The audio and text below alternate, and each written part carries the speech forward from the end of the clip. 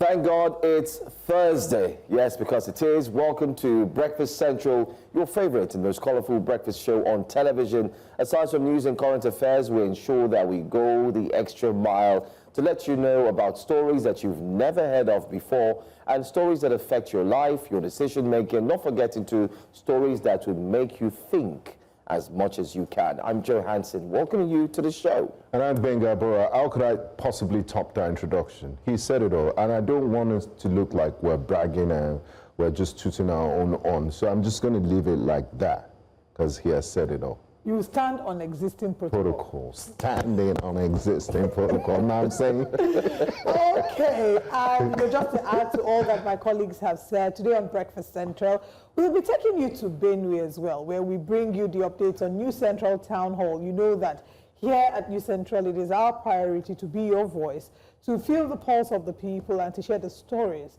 that, get to the heart of the people. We've gone into the heart of Benue, a plateau state, and we're looking at all that has been happening in terms of insecurity and the challenges they've had to deal with. We've gathered the key stakeholders and we'll be having conversations with them. So I want you to stay tuned. We'll be giving you a prelude to that this morning on the show. I am Olive Emodi. Very interesting times we live in, and aside of the stories we're going to be talking about, Olive did mention the town hall.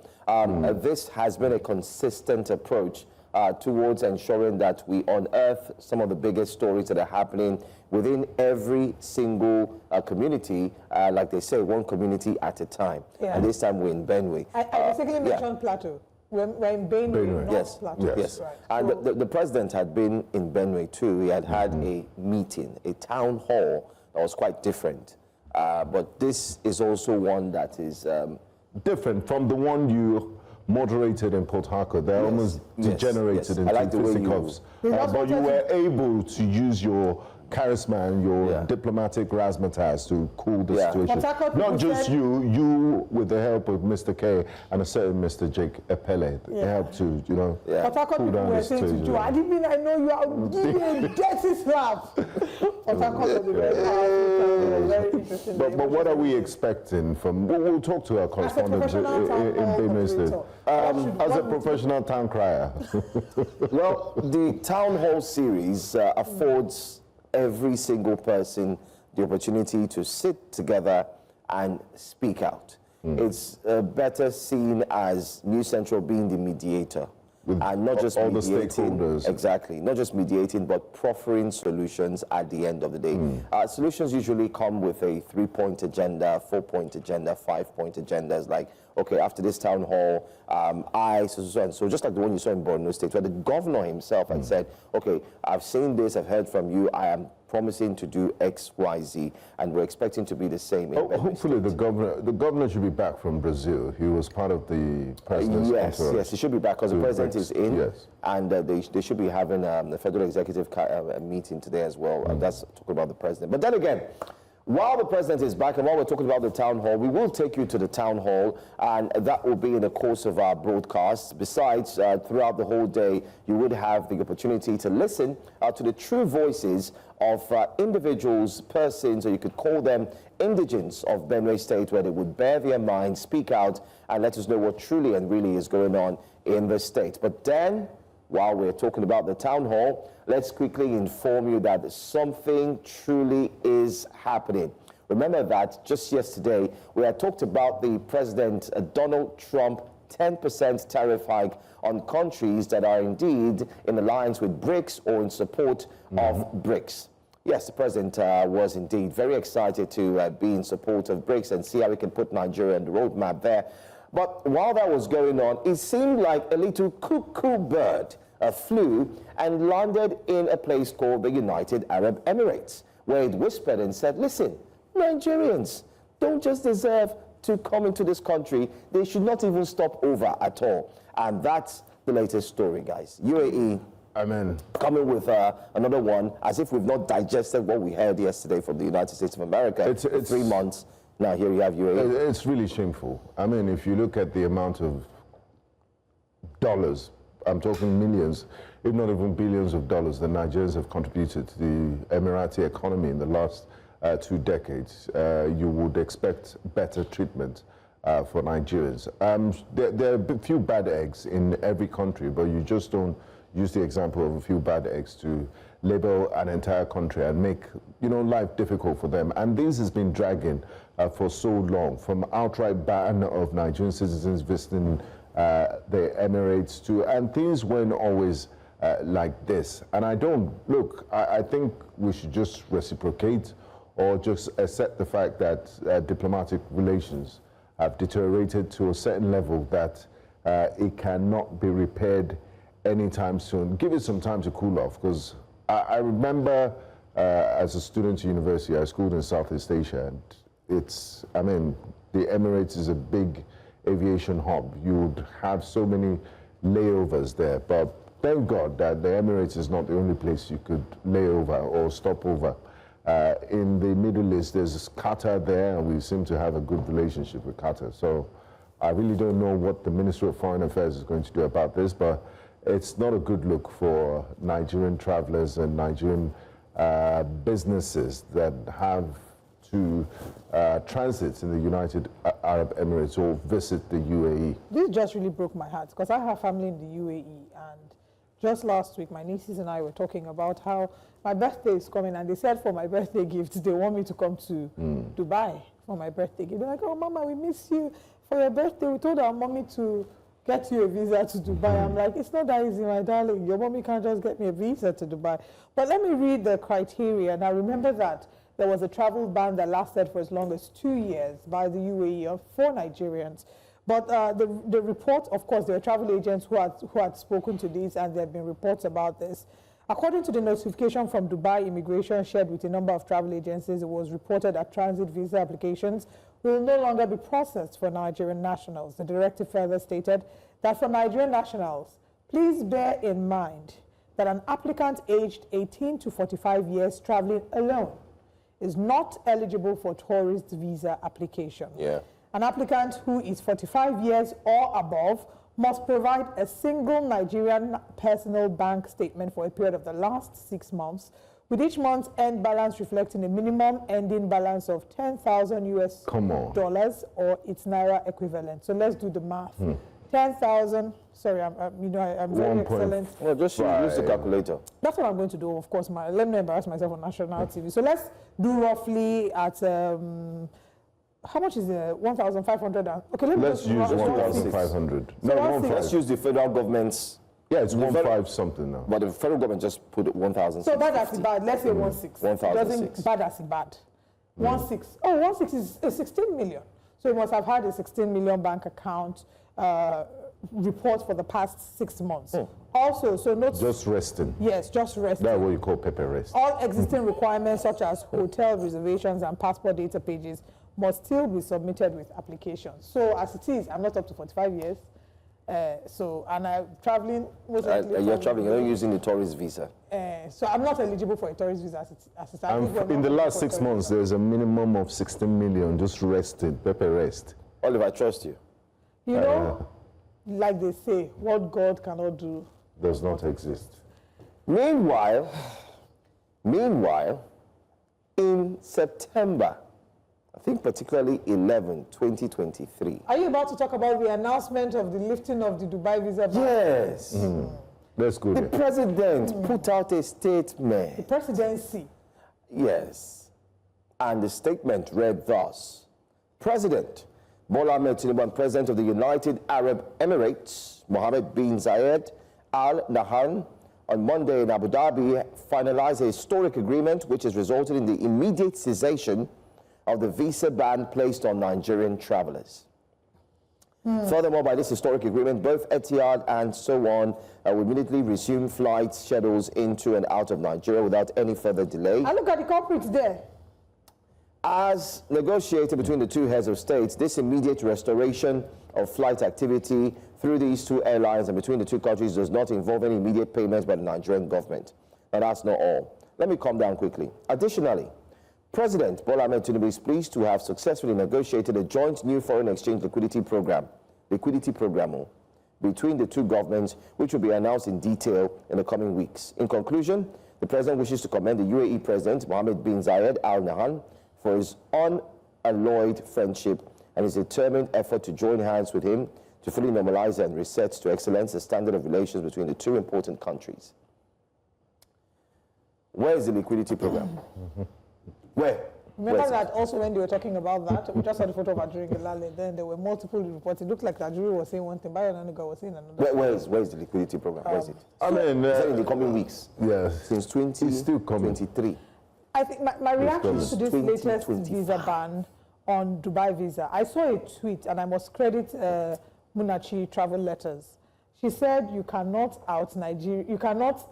send kids and navies your way out of the Nigerian passport. Because typically the average person just thinks, I'm just going to work hard, get another passport, and maybe I can find my way. So you cannot send kids and navies your way out of a green passport. The unfortunate thing is we will bear the repercussion of whatever image is projected about our country, not just in Nigeria, but on the foreign scene. And in this case, there are a number of countries that will start to put rules and regulations. They would say you are not welcome into our country. I think it's even disrespectful, the way in which we're being treated by a number of countries. They're not even saying you're not welcome. They're saying you can't even pass. Don't pass. So, Olive. On the one hand, while I want to blame them, I still will come back to Nigeria and say the responsibility lies on us to be able to, and our government, to be able to, one, ensure the quality of life here is better, two, project a better image of Nigeria, and three, the Nigerians in the diaspora. If you hear of some of the things that a number of them are doing and the kind of it depends on the country, honestly. I'm talking about in Dubai here. For example, yes. We've had a number of reports of cultism, fighting, and Dubai is a very they're a tourist country, but they're very conservative. Yeah.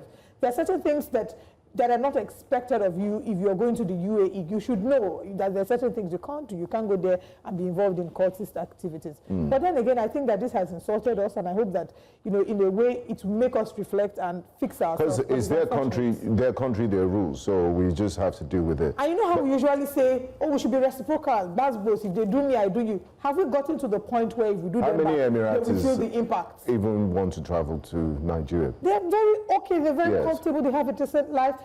Their security architecture is fantastic. So we need to build our economy to the level where people will be afraid to do certain things to us because they're afraid of But then again, this is the other side of it, is it depends on the country. When the country is fortified and they have stringent rules and of engagement within the country, if they're very strict, the strict police enforcement, they have criteria for entry, they do a thorough screening process. I think this is a bit arbitrary. There's a way you can screen people without making it. This is just trying to say, please don't come. Simple. By setting the standards high. You look at a country like Australia, for example, United States of America, to a large extent, and New Zealand, the quality of Nigerian, even Canada, the quality of Nigerian diaspora there is very rich. You never hear negative reports of Nigerians fighting in Australia or cultism. They are professionals in the academia, in the medical field, they're professors, they're doing fantastically well in banking and tech. So it depends on the country. I agree. The Nigerians in Australia are also Nigerians, so why are they not badly behaved? So I think it's back to those countries to do a better job at vetting the quality of people they let into their country, and strict enforcement. Strict enforcement of their laws. To up their level and up their game when it comes to conversations about diplomacy. I don't know that we've been very skilled with it. These things are things that can be sorted out on the negotiation table. Before they decided to come out with an outright ban, what is the bilateral relationship between Nigeria and the UAE like? Haven't there been conversations, about these? Are there things that could have been done to ensure that we don't find ourselves in this situation? Because again, like I said yesterday, whenever we hear things like this, the immediate reaction a number of times is that, it's good, let's stay back and fix our country. But why that is a challenge is because for a number of, the world has now become, yes, it is a global village, but unfortunately the economic realities have pushed family members and friends to different parts of the world. So all three of us now don't have all our family members in Nigeria. Everybody has one family member or friend somewhere in one country or another, so you want to travel and you want them to be able to travel. But what this does is it further increases the divide between countries, between families, and you're in one continent, your family member is in another continent. Do you think the government is quick to throw Nigerians under the bus? And every other day you read the newspapers. Just the other day in a place called Bengaluru in India, some Nigerians were caught drug peddling. And then yesterday, Bangani's report, they interviewed one of the members of Operation Dudula. He said Nigerians are always selling drugs in South Africa. So it might not be true, or there might be a few examples, but there's almost a sense of hopelessness. And then the office of Mrs. Epike Dabiri's office, NIDCOM, they are overwhelmed with, petitions, help us here, help us there, Nigerians in prisons in Cambodia, in different parts of the world. What can they really do? I mean, what arguments? That's why I said it's a collective responsibility. We have a role to play as Nigerians in terms of how we carry ourselves. Do you export bad behavior?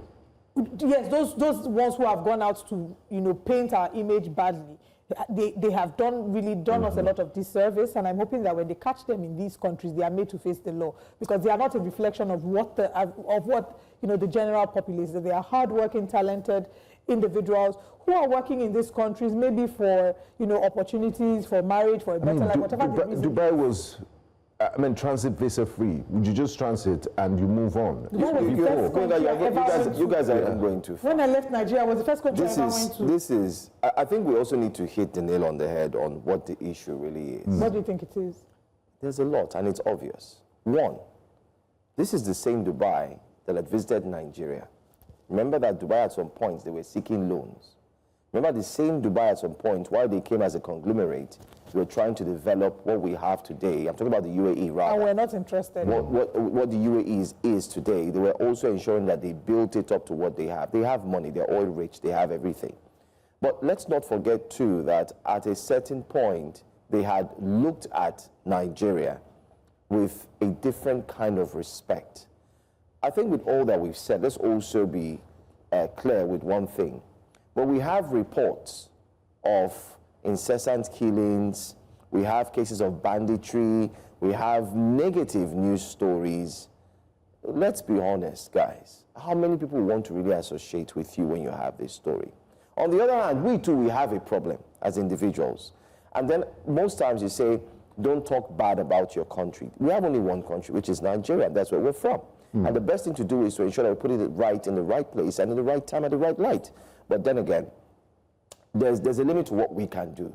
But what I'm just saying, like I said yesterday, I said, if we don't start fixing these things, whether we like it or not, it would affect everybody. And I know we all said there that, no, it will not affect those at the top. It will affect them one day. Those ones can send kids their way out. Don't worry. You see the funny thing? The same St. Kitts we're talking about, a time will come. You think they wouldn't follow through? Oh, it's already started. Because some countries will look at you know what? Country of birth. And then the discrimination starts, even with your foreign passport. Yes. So it will come. Let's not worry. I was trying to say that you cannot send Kate and Nevis your way out of it. Let's not worry. It will come. So it's just a very sad. My first visit to Singapore, it was visa-free on a Nigerian passport. Can you imagine? Imagine how far we've come down. We've really gone down in terms of that. But let's move on to our next story because of time. Our next story, remember we brought to you a conversation about a lady who was feeding her son with a sachet alcohol.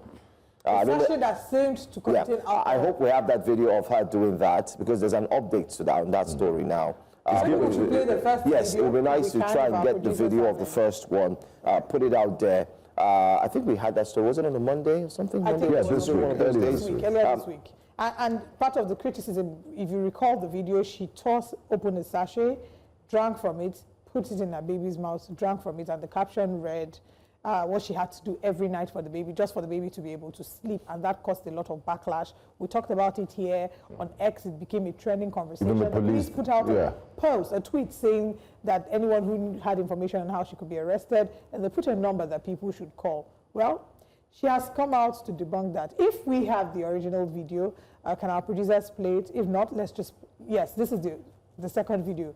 But at least if you look at the bottom right of the screen, you can see the original video where she was feeding her child what many interpreted to be alcohol. But let's hear from her.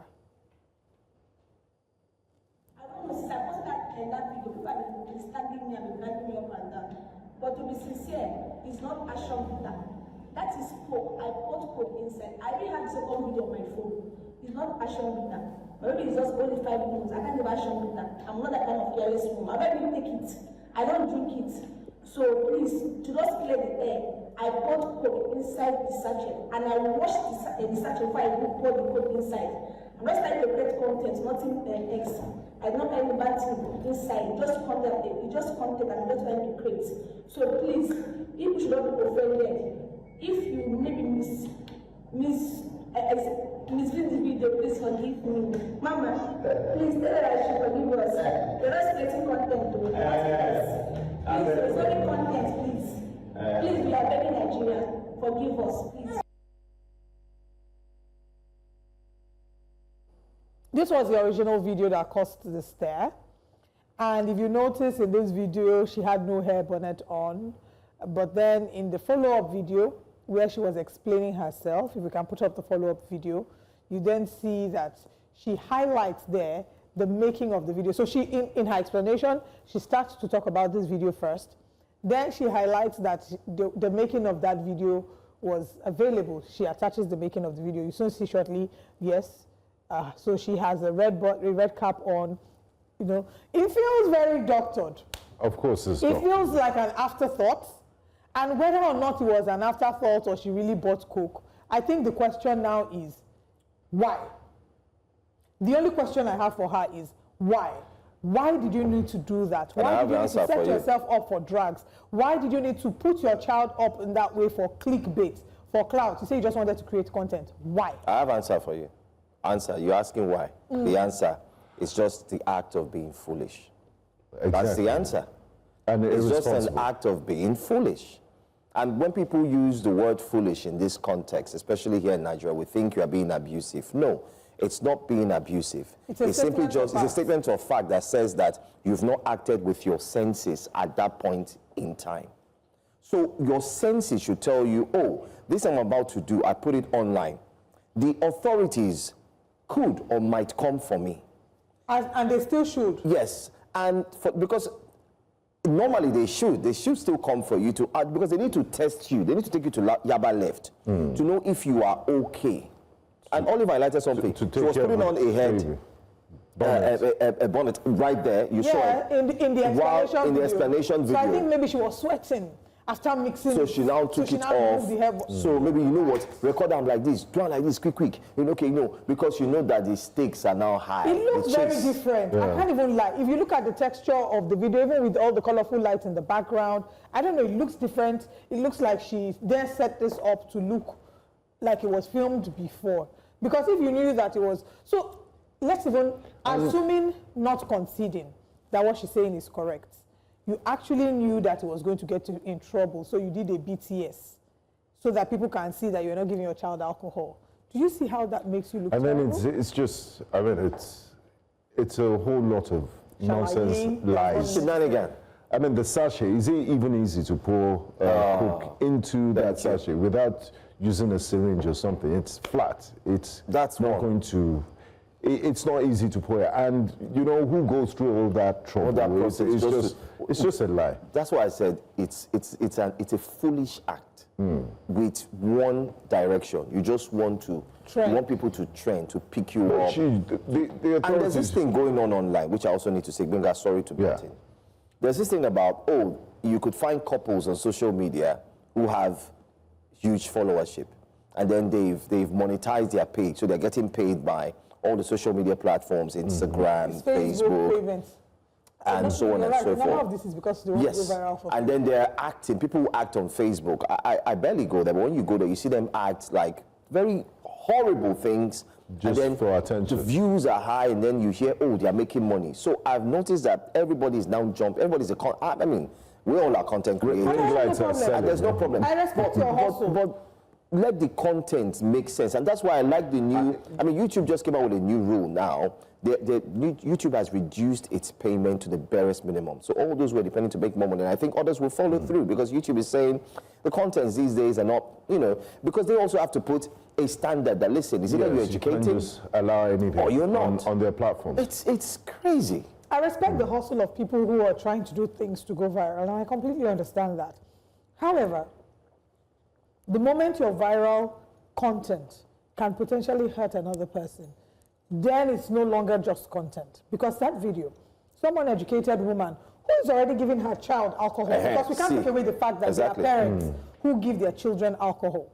Some uneducated woman or man who gives their children alcohol will see that video and use that as evidence. Have we forgotten that we're in an era where people are using Facebook and AI? In fact, haven't you heard moms saying, I heard that they are fighting in this state. I said, no, it's a lie. It's AI. Some people can't differentiate AI. They can't. Because AI is getting increasingly And then the smart. labeling. Yeah. Some of them remove that made by AI labeling. Yeah, because they pay for the professional. Maybe that's an idea. Maybe we should have a segment where we need to inundate people on differentiating between reality and what's real using AI. Because I saw somewhere, and it's why always Facebook? I saw a guy grilling suya in Obalende with the back of a Tesla, and people believed in the comment section that, wow, this guy must be rich.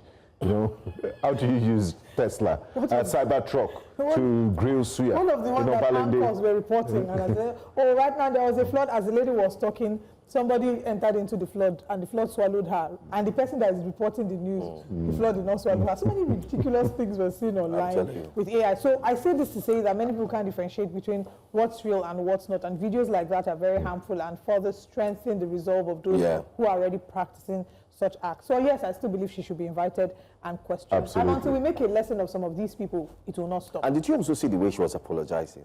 There was a little, you know, she thought humor. She was having laughing. So it's a case of the individual she doesn't even know the gravity of the offenses. What he or she has done. So I think she should be invited. I also think that who is this gentleman behind her? Her husband. Anyway, this is where we're going to wrap up our wake-up conversations. We do have a lot to talk about today on Breakfast Central. Are you ready for the UAE ban? Well, let's discuss even more. But let's bring to you what our top stories are this morning here on Breakfast Central.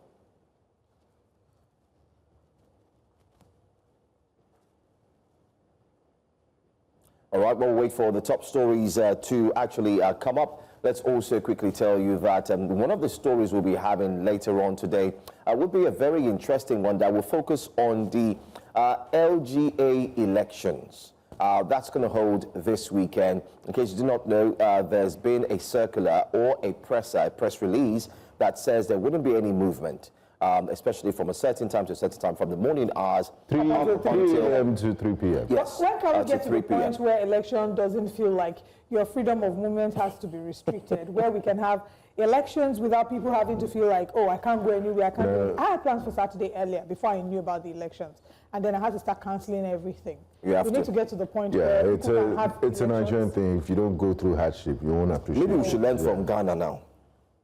Maybe from the last election. Let's share our top stories with you, and we'll bring more to come this morning, but let's share with you what we'll be looking at. This morning on Breakfast Central, our top stories.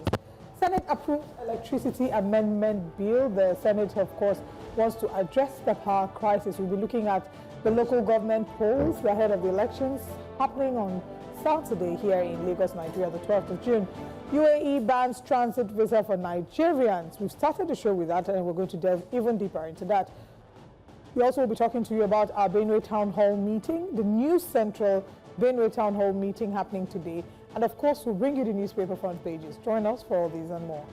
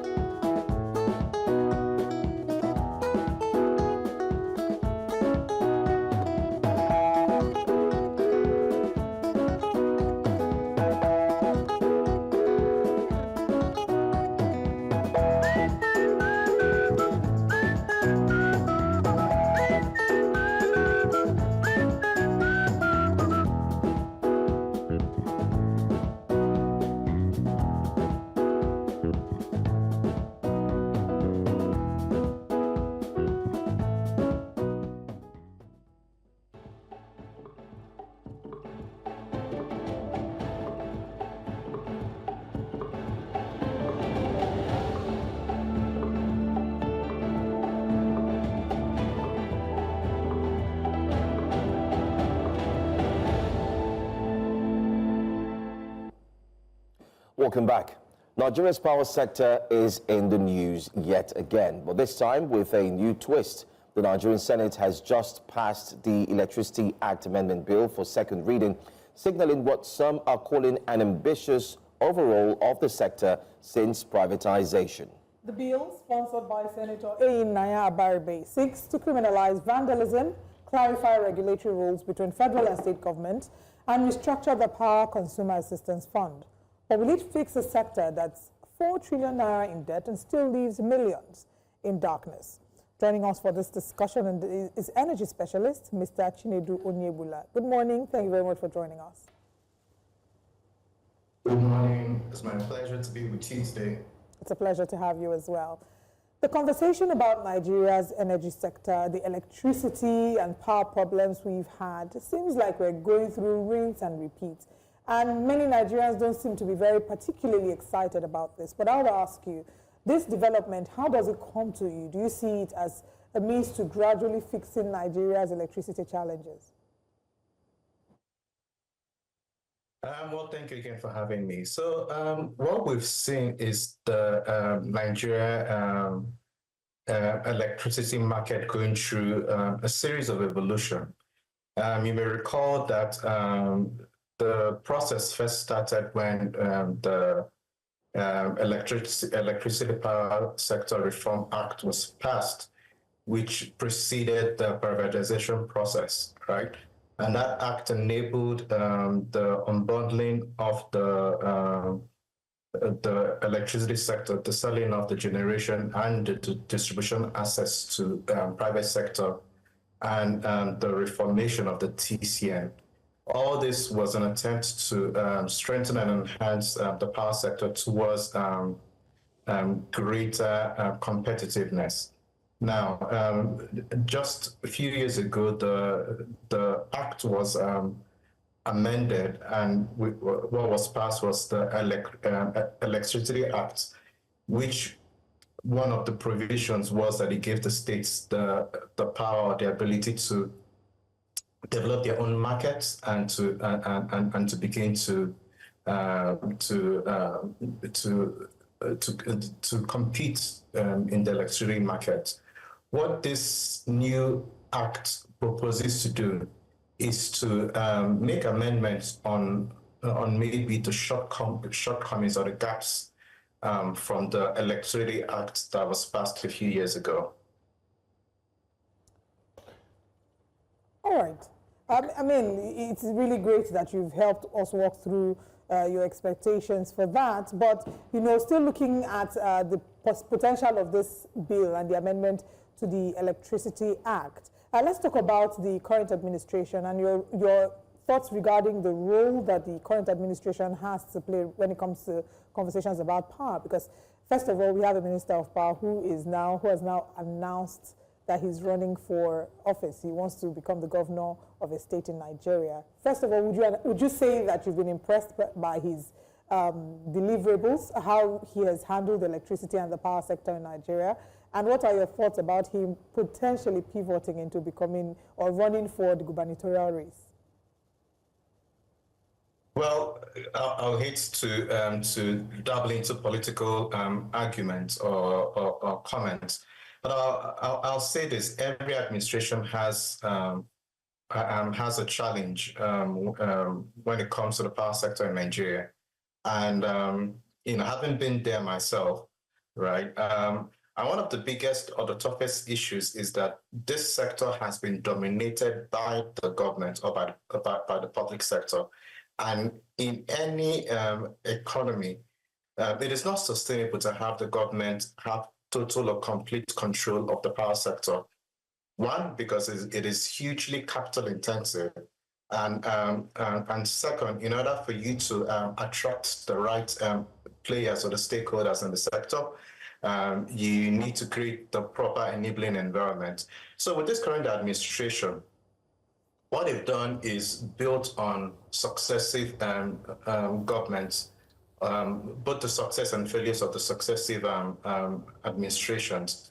The minister has done well, right? And kudos to him on first what he's done to strengthen the off-grid sector. The off-grid sector is creating an enabling environment and increasing access to energy to unserved and underserved areas, mostly in rural communities. Now we can see that access to energy to those unserved and underserved areas has improved or has been enhanced through the activities within the power sector, vis-a-vis the World Bank and African Development Bank, as well as other stakeholders who have provided financing to the power sector in Nigeria to achieve this. Now, on the minister's vision, he is a citizen of the Federal Republic of Nigeria, and he has every right to contest in any election that he deems fit. It would be the people of Oyo State that would do that assessment and assess him whether it is based on his performance within the power sector or assess him based on their understanding of his capacity to deliver in Oyo State. Okay. Now, Mr. Onyegula, looking at this proposed bill, this bill that is sponsored by Senator Baribe, what would you say is the key highlight of this bill, and is it the silver bullet that will solve all the problems in Nigeria's power sector? Because you look at things, for example, like seeks to criminalize vandalism. I think the laws of Nigeria as it is today, this should be a crime ordinarily, and it falls under the purview of the Nigerian police force. So I don't think you necessarily need a bill to criminalize vandalism as it is. What would you say are the key highlights? And will this bill, if passed into law, magically solve most of the problems bedeviling the Nigerian power sector? So there's no silver bullet to solve Nigeria's power sector problem, right? We've had series of policy changes, policy proposals, policy amendments, and that has never really solved the problem. What really is needed in the Nigerian power sector is not just a knee-jerk approach or reactionary approach. It is an intentional approach towards solving the problem. Yes, the policy changes and amendments are necessary because with every sector that you find yourself, especially the power sector, you need to adjust to realities that you find yourself in order to align with global best practices, in order to be globally competitive and attract investment, and in order to advance the sector. So what this amendment does is actually try and attempt towards that, to align with global best practices, to correct some of the errors or mistakes that was made with the previous act that was passed. And when I say correct, because in the process of implementation, you begin to understand or begin to make more sense of how best to implement such processes. So the expectation for this act, I believe, is one to correct that and make the sector a bit more attractive to investors. Now, you mentioned the issue of vandalism. That vandalism has been one of the biggest issues affecting the power sector of Nigeria.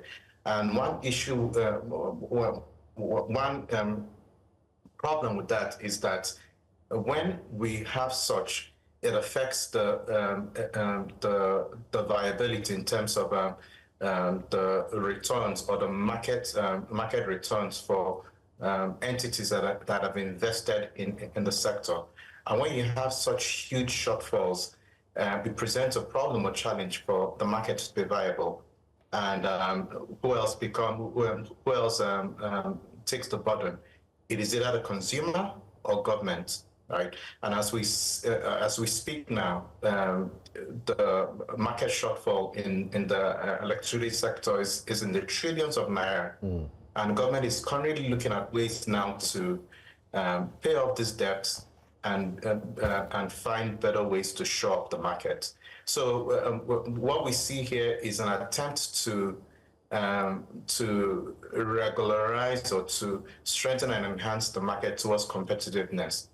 I'm hoping that the attempt is not just to pass this legislature, but attempts to intentionally follow through the implementation and ensure that it's not just a policy document or a legislative action, but it becomes something that can be followed through to the letter and implemented in such a way that all stakeholders are carried along. The people that are found wanting or defaulting are held accountable, and that processes are implemented in such a way that it should be. All right. I mean, you've talked about not just being what we have on paper, but implementation seems to be a major challenge. But in 2022, I think one of the good things that Nigerians did cite as something that will benefit every single person was the fact that many had called for decentralization of generation, transmission, and distribution of power. And this actually came to fruition, of course, being removed from the exclusive list. However, it seems like it's quite slow and Nigerians have not really gotten the benefit. How do you think state governors, whom we had thought would grab hold of this opportunity and seek areas where they can actually provide power, at the same time also, make some form of a revenue, as it were, and ensure that Nigeria's old ways of dealing with power issues will be long gone? What's really the delay? What's causing these challenges? So, I mean, one is a learning process, right? We don't expect dramatic or drastic changes overnight. With the power sector in Nigeria, there's a process, or there's a value chain coordination that happens, which takes a bit of time. One, the sector is capital intensive, and two is that the process to implement such projects takes a bit of time. So, for example, if you're attempting to do a generation project, from project conception to implementation can take you anywhere to up to 3 years to get financial closure and begin project implementation, right? So for a gas-fired power plant, for example, it can take you up to 5 years if you're not careful, just to build a power plant and to deploy it. So the process takes a bit of time.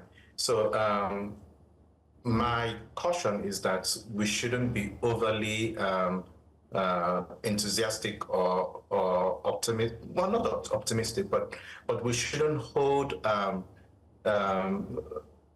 high expectation on such entities as the states as they transition to this new environment. But I'll say this, that what has happened and will continue to happen will be is a series of attempts to try and get to that perfect place where we want to expect things to be.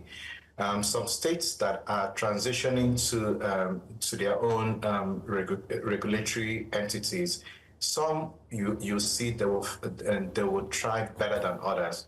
Why? Because some states like Lagos, some states like Ogun, right? They have a higher economic potential, or economic productivity barometer, which gives them a bit of flexibility to go into such projects. So you'll see some bit of challenges for states trying to go into this, but I strongly believe that they will adjust and they will find their feet as they transition into their new environment. Mr. Ebula, there's also this call. I mean, the minister also did mention that he would be needing, Nigeria needs $10 billion to actually fix the power sector. And $10 billion, from my calculation, using 1,600 naira in terms of the exchange rate from naira to dollar, gives you nothing less than about 190-something trillion naira, because he said it's going to be for 10 years. How feasible is this? And where are we going to get the money from to ensure that we fix the power sector? We do understand that we still use some of the old equipment. I mean, you've been there, you've worked with the minister before, the former minister, and I'm sure you do have some insight into this. Is $10 billion annually rife to actually fix Nigeria's power sector? Well, it is, and this is the bare minimum that is needed or required, right? Because we have a population that is over 100, well, estimates show that we're about, I believe, 200 million, right? And at the moment, the amount of power that we're able to generate, transmit, and distribute is just about 4,500 megawatts on average every day, right? Comparing this to other countries like South Africa, which is just about 40 million, has close to 50,000 megawatts. So you can see the huge disparity between a country such as Nigeria and South Africa. So the amount of money that is being called is the bare minimum. Can it be achieved? Surely. But what I will also caution is that the focus shouldn't be on the money, because or trying to get that money, because you can plug in that money, and if the system or structure that manages the entity is not able to contain it, then we'll still have the same problem. The biggest issues that we have within the Nigerian power sector is not dominantly the financial gap in the capital in capital investments for the sector. It's also a human problem, right? So we talked about vandalism, which has a huge impact on the power sector. We have a problem of human conditioning, where the populace still believe or think that it is the government's responsibility to solve the power sector. Yes, it is their responsibility, but we've had a privatized sector, right? And the question should be asked: why are investors not coming in to bring their funds to develop the sector? All right. Own the. Sorry. Okay, I was going to ask, because you had mentioned what the greatest challenges in the power sector are, saying it's not just about finance, but humans also have a role to play, and then you referred to the infrastructure vandals. This bill proposes a capital punishment for infrastructure vandals. So in 2025, where there are people who are advocating against capital punishment, saying that it truncates fundamental human rights, based on the premise of, it's better for 100 guilty people to go scot-free than for one innocent person to be apprehended, and just basically valuing the sanctity of human life. First of all, how much of a problem is infrastructure vandalism when we're looking at the power sector, and is capital punishment really the way out? So for example, these instances have greatly reduced. One particular example I remember a few years ago when we were in office was a group of vandals going into a transmission substation worth hundreds of millions of dollars, right? Hundreds of millions of naira then, which millions of dollars, and completely vandalizing the transmission substations and selling the metal as scrap. Now, this was a property or an asset valued in the hundreds of millions being sold as scrap for less than 100,000. And what is the impact of that? Hundreds of thousands of people are without power. You're looking at alternative routes or ways to send power to those people, and they have to reinvest in that asset to make it working again. So when I also say that it is not just dominantly a financial issue, we also need to work on reconditioning the minds of the people to sensitize them on the dangers and pitfalls of such. Right, we need to invest in security to secure our national assets and ensure that no individual has easy access to those assets. We need to create an enabling environment so that when such capital investments are made,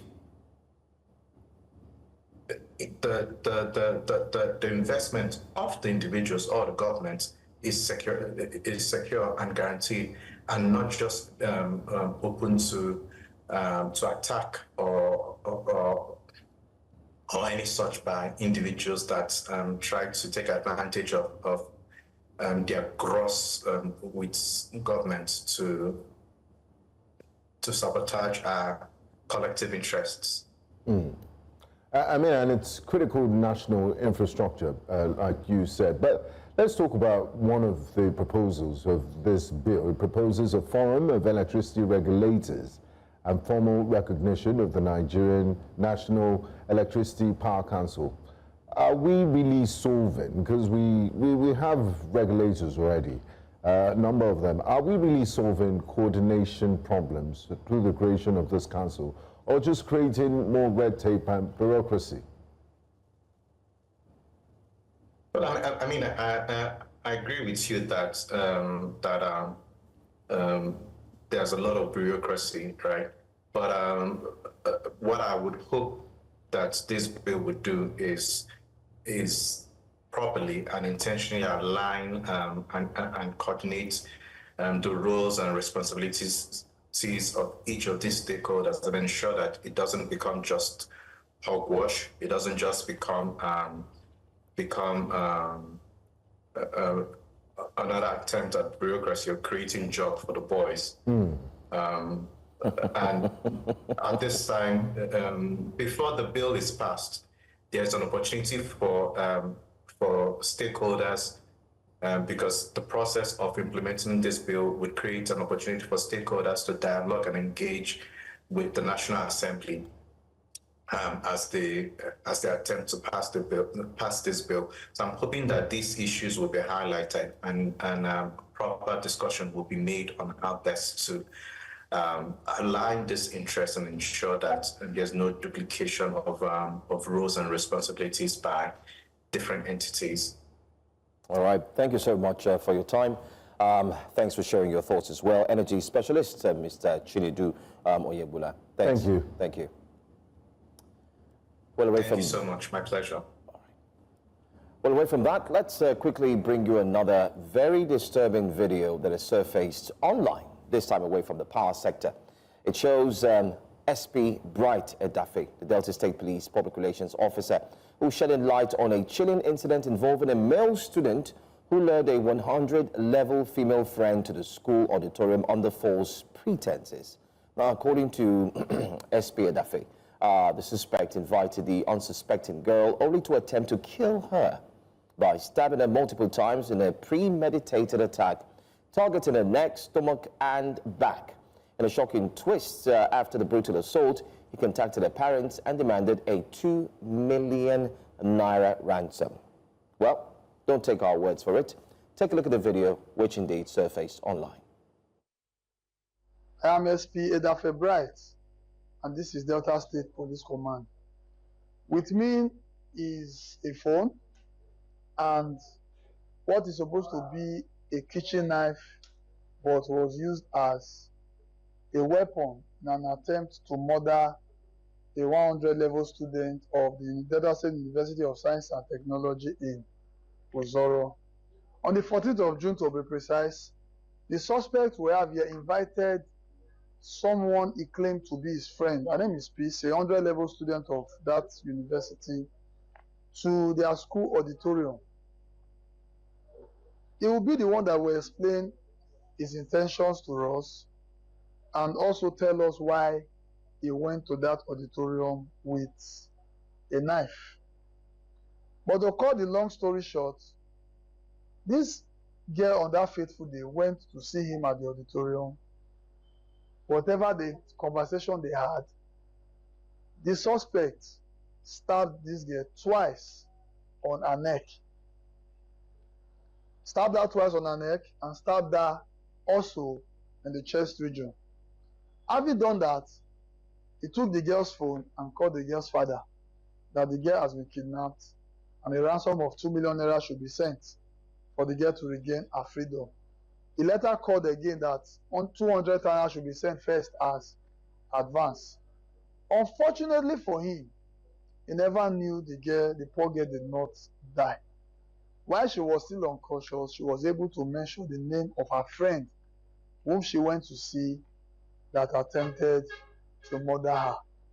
It was on that ground that the school management started looking for this guy, and he was eventually summoned and arrested. It is good news that the poor girl did not die, but as we are speaking, she is still in a very critical condition. What is your name? Okoyo Prince. Open your mouth. I'm not your girlfriend. Okoyo Prince. Okay. Your friend, what's her name? Peace. How long have you known her? A month plus, sir. A month plus. Who is she to you? A friend, sir. A friend? Yes. Just a friend. Or you guys are dating? No, sir. Because some section of the media reported that you guys were dating. So you are confirming that you guys were not dating? Yes. So on that 14th of June, what happened? I invited her to the auditorium, sir. To where? To the auditorium. Which auditorium? The school auditorium. What is this? What am I holding? A knife, sir. Did you go with this to the auditorium on that day? Yes, sir. So why will you go to the auditorium to meet with your friend with a knife? To stab her. Just talk. I'm asking you. I'm not telling you what to say. Just talk. Why? You were the one who went there with the knife. Yes. Why did you go to the auditorium with the knife? To kill her, sir. That was to kill her. So why did you want to kill her? Talk. You are wasting my time. To collect ransom from my father. Open your mouth now. To not your collect ransom girlfriend. from my father, sir. Eh? To collect ransom from my father, sir. Ransom. Yes, sir. So you have to kidnap, or you feel you should kill her first to get money, or I'm trying to make it make sense. I don't understand. Okay, what did she do to you? She didn't do anything to me, sir. Okay, when you met her on that day, what discussion did you have with her? We're just discussing about school activities that they are moving us from this school to the at Warri. How did you have access to her phone? It was already open, sir. How? Who opened it for you? She was the one that opened it. Was it before you stabbed her or after you stabbed her? Before I stabbed her. Before you stabbed her? Yes, sir. Okay. This knife, how many times? How did you use this knife to stab her? I stabbed her on her neck, sir. On her neck, how many times? 2 times, sir. Then where else did you And stab her? once on her chest. On her chest? Yes. So what was your intention when you were stabbing her twice on her neck and also at her chest? What was your intention?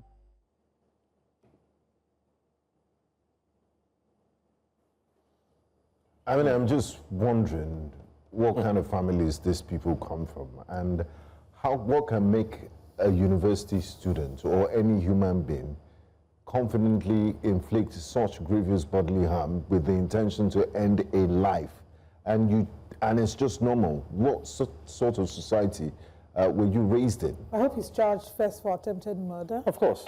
I really hope this girl survives, because she's fighting for her life now. Oh. I mean, what? No. Okay. We're trying to get SP Brighter Daffy. Hopefully, we would get him tomorrow to get an update on this story. It was quite short a time for us to be able to establish a schedule with him, but we will try as much as possible to speak with him. I'm sure our producers are reaching out to him now, so we can have him give us a conclusion on this story. So it reeks of so many things. So many things. So the first thing would be family. I think families have a huge role to play in how their children turn out. I think that it's important that we prioritize, we can see that our moral values have been thrown off the roof, that there's a great decay when it comes to morality. People don't understand good from bad. There seems to be like blurred lines in between good and bad. And people's conscience, a lot of people have lost their consciences. They're just walking shells. By any means necessary, you know, just do anything for money. Exactly. So that's one. The family has a responsibility to play. But that being said, there are situations where the families have done everything that they can, but this child or children have decided to toe a different path because of friends, influence, peer pressure, social media. They need to show off. They need to act like you've arrived. The need for people to see that you have made it in life. So There are a number of factors, and I hope that as a society, we can all see collectively that we are cooked. If a young boy, a very young boy can think about it, and his motive is because he wants to collect ransom from the 2 million naira. That's what what is that? You will finish in, take a life. finish in 1 hour. You know, I can't even kill a chicken. I'm sure you can't kill a live chicken. This is insane. Anyway, we'll follow up with this story. It's a sad one, and you find the video also online. And those that advocate for, removal of capital punishment, I'm not for it. This is a slam dunk case. It's red-handed. He has confessed. So I think the law should take its full course. It's not, there's no, miscarriage of justice here. There are no bloodlines. For situations like this, I think you should face the full wrath of the laws to serve as an example to other people. And I really hope, I wish this girl well. I hope she survives this terrible ordeal. Be careful, please. Please, for security reasons. You see in this case, Olive, but you see in this case, look at the story. There was nothing, auditorium, reading, I'm your friend. In general, we should apply, right now, I think people should be a bit of paranoia is allowed. If you're going anywhere, let everybody know where you are per time. I think with the options that allow you to share your location on iPhone with your family members, activate everything. Evil people are everywhere, prowling. There are wicked people everywhere, there are evil people. But I think it's important that we commend the Nigerian police for swinging into action.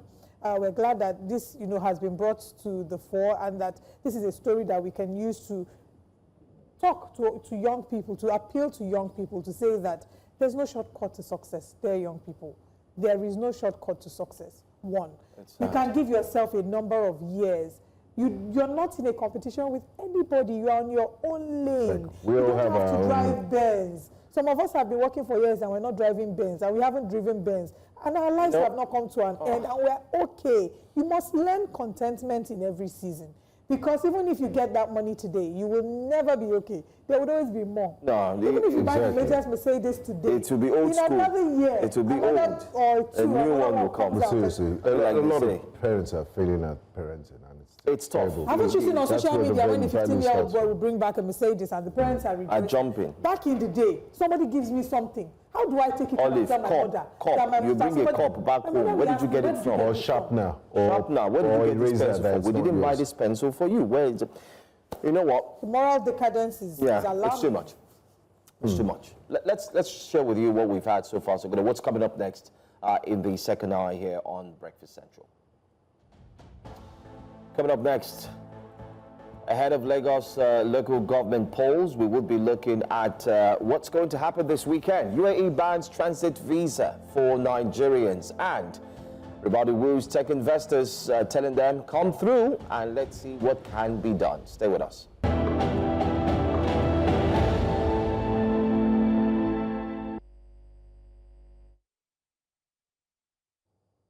The United Arab Emirates has once again tightened its visa policy for Nigerians, this time banning all transit visa applications and imposing stricter entry rules for tourist visas, effective immediately. Nigerians aged 18 to 45 are no longer eligible for tourist visas unless they're traveling in groups or with family. And for those 45 and above, the bar is even higher. A 6-month personal bank statement showing a monthly balance of at least $10,000 is now required to be allowed into the United Arab Emirates. This comes less than a year after a 2-year visa ban was lifted. Well, what's really behind this move, and what does it mean for Nigerians, especially for diplomacy and for the travel and tourism industry? Remember that tourists are also affected in this entire conversation. Let's go straight to this conversation. It's about time we break it down into bits and pieces the best way possible. We do have our guest who's joining us this very morning. I'd like to quickly welcome one of our guests who will be joining us. Okay, I'm also told that one of them is not yet online. Hopefully, he joins us pretty soon. But before he joins us, we have with us Mr. Oluwaseyi Adeyemo. Good morning. Thank you very much for joining us on Breakfast Central.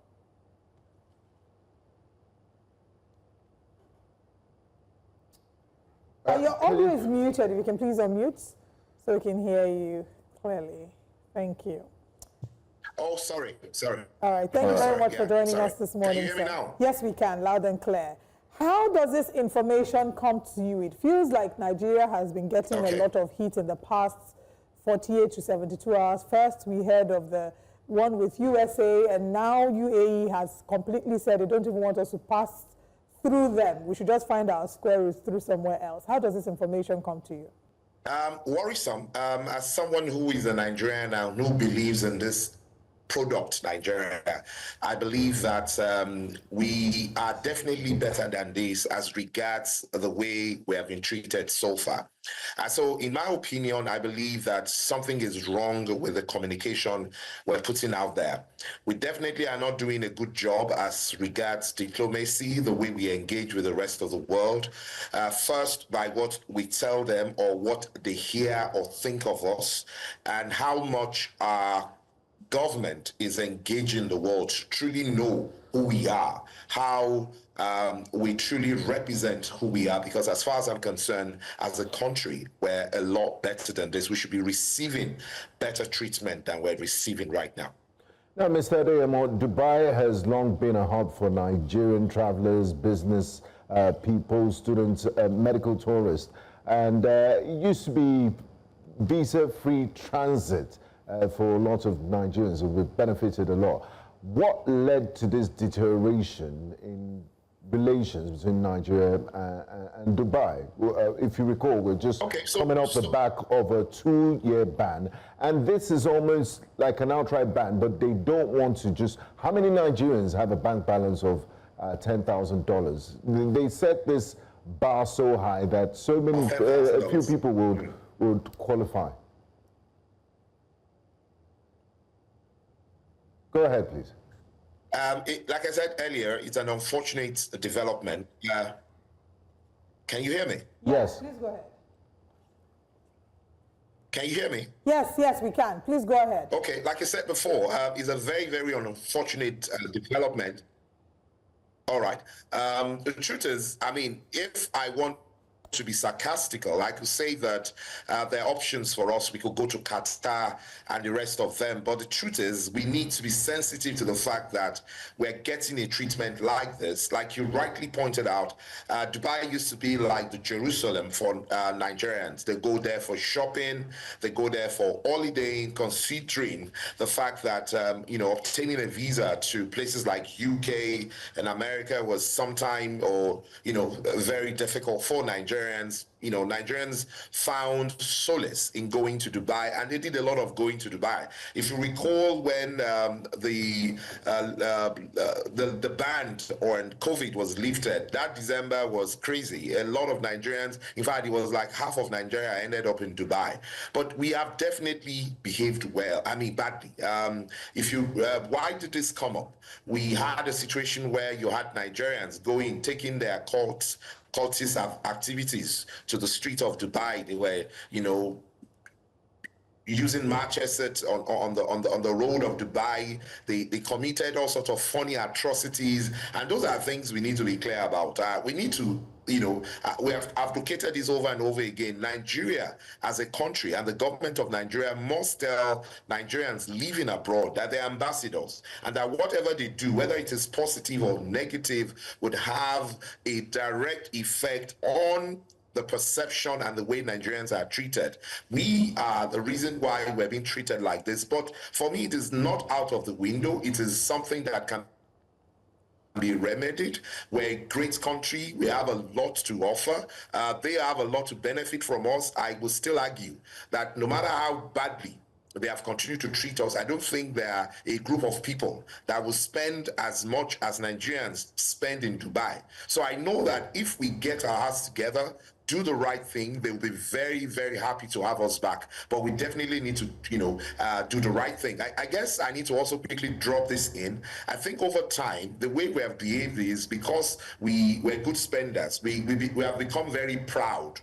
And at the end of the day, we think that no matter how badly we behave, the rest of us the rest of the world will accept us the way we behave, and that's definitely wrong. We need to be responsible. We need to be careful the way we conduct ourselves, because at the end of the day, we cannot continue to have this kind of treatment, because the way this works is the moment a country denies you, other country will deny you, and your global index will continue to drop at the rate. I mean, we are right now rated 91, you know, I mean, in the world, and that is really unfortunate. It is only 45 nations that can allow us visa-free or visa on arrival into their country, and for me, that is not something we can allow to continue or allow to continue to deteriorate. There's also the issue of reciprocity. I mean, we did see the United States of America now giving us what many Nigerians never expected. 3 months only, and once you get in, you can use your visa just once. Once you get out, it's done. You cannot extend that 3 months. And while we're also trying to ingest and digest that, here comes the UAE, telling you that you cannot even stop over. I mean, you're a publisher, you've traveled wide, you've also been part of some diplomatic missions in terms of understanding how countries can work in bilateral agreements and so on for the benefit of tourism. And how would you rather say this latest development from the UAE will one way impact on Nigeria's relationship with the UAE? Secondly, how would it also beam the touchlight on, in quotes, Nigerians, who we really are? And what do you think the president can do? So that's a 3-in-1 question. What it's going to do to Nigerians, how it's going to affect, especially our relationship with them, and then what the president can do.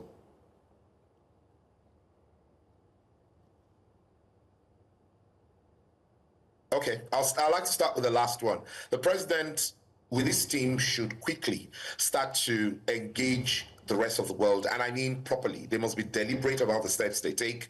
So the idea of just visiting and talking around, you know, and not being specific and being deliberate about what you expect and what you're offering, because again, it's not enough to expect the world to treat you in a particular way. We also must say, look, as a country, this is what we're offering you. If you come into Nigeria, this is our own visa regime. We believe we need to do business with you. We're expecting you to come to Nigeria to do business, and so for that reason, we're offering this visa regime, and so we must take that to the table. I'm proud of what the Minister of Interior is doing, but he needs to do more. He needs to go to Mr. President and explain to Mr. President how important this is, so that they will start to take deliberate steps. The second one is our relationship with them definitely is not in the best of shape, and so this obviously is sort of a reaction to how they feel about us. If you recall,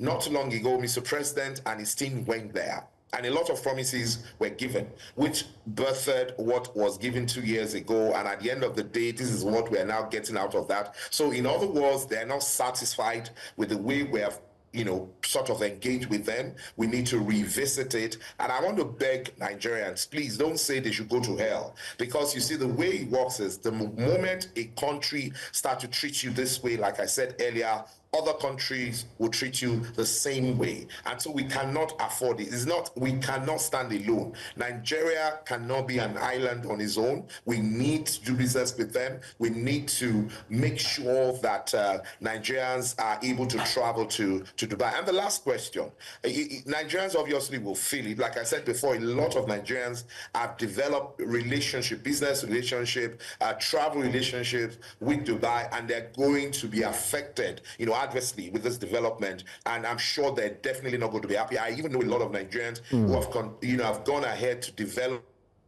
investment. They've invested really big in Dubai, and they would not be happy with this development.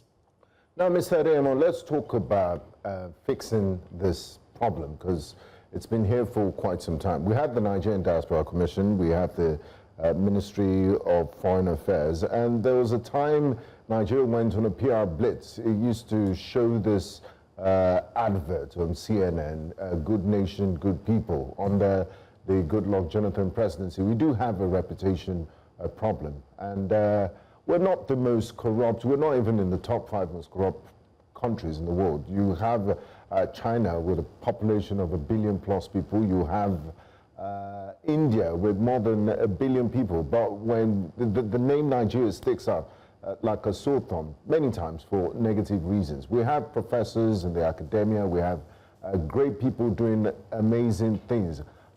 What kind of offensive do we need to go on to change this negative perception of Nigerians? And what's your message to some countries? Because if you look at Nigerians in Australia, you hardly hear any complaints about them. They're model citizens, they're well behaved, there's no cultism. So who takes the blame? Is it the country? Should the countries do a better job at screening the quality of Nigerians that let into their country? Or we Nigerians have to also look inwards and act as responsible ambassadors of the country? Okay, I'll start by saying Nigerians are very good people. I don't know any country that people go into and they don't want to leave like when they come into Nigeria. But like you have rightly pointed out, we have not done a good work in communicating, even firstly with Nigerians. You know, each time Nigerians do not like a particular thing, the governments sometimes, in my own opinion, do not even engage Nigerians well enough, to the extent that Nigerians then go on the internet. Now, don't forget the fact that, unfortunately, the borders of communication have been thrown widely open. And so I can sit in my room and start to churn out all sorts of terrible things that could be drawn, you know, because whatever people think or do of you are the information they're able to get. And some of them are gotten from Nigerians, how Nigerians are angry at Nigerians. An incident happens somewhere, people are killed. How do we treat? How does government attend to them? Does government really show empathy? Are we able to say, look, Nigerians, we're here for you and all of that? So first, we cannot continue to allow Nigerians to be as angry as they are today with Nigeria. That's something we cannot afford. And so secondly, Nigerians, we also must understand that no matter how angry we are, we must be careful the communication we put out there, because whether directly or indirectly, what we say negatively about our country will come haunting us like it's haunting us right now. So no matter how angry I am as a person, as a Nigerian, you know, whether I am living here or living out there, I must be careful what I say about my country, because like you said, Nigeria obviously is not the worst. I mean, we're not the worst country in the world. In any index, whatever way we look at it, we're not the worst behaved, we're not the worst in every way. I mean, we can clearly point out a lot of other countries that are, you know, worse off in the things they do, but how do they come talking about their country out there is very, very important. The third thing I would like to quickly point out is that our diplomatic engagement must be rev off. We can't continue to behave the way we behave. I'm sure you all know that Nigerians' visa and for other nationals to come into Nigeria is definitely difficult. Like I said earlier, I like what the Minister of Interior is doing, but he needs to do more. He needs to work harder and faster.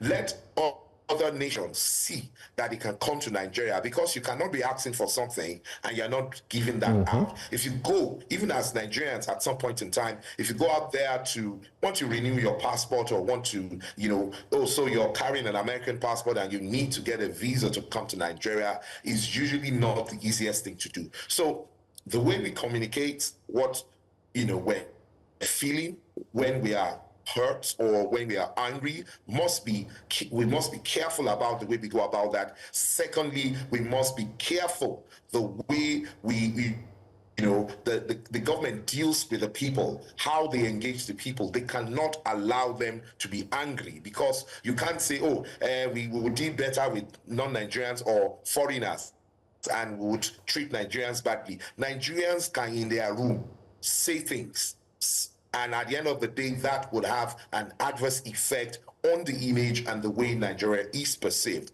The third is, all of us, we have the responsibility of ensuring that this nation is treated better, because I say it with a lot of pride, we are one of the best countries in the world if you really break it down and look at all the indices, when you compare to every other country in the world. But how do we find that very fine balance between speaking against the ills in our society, the things, we've realized that our voice is our strength and our power, and oftentimes we've seen that there have been changes when we call out bad behavior as a nation. And I ask this because Peter Obi at some point spoke about some of the ills in the society, and many people refer to what he was doing as demarketing Nigeria. So at what point, how do we find that balance between rebranding? You said we should be careful about the things we say about our country, that Nigerians can be angry and from their room say things that can paint the nation in a bad light. So how do we find that fine balance between calling things as they are, calling out wrongful behavior, and not painting the nation in a bad light? And do you think that the National Orientation Agency maybe has a role to play in this as well?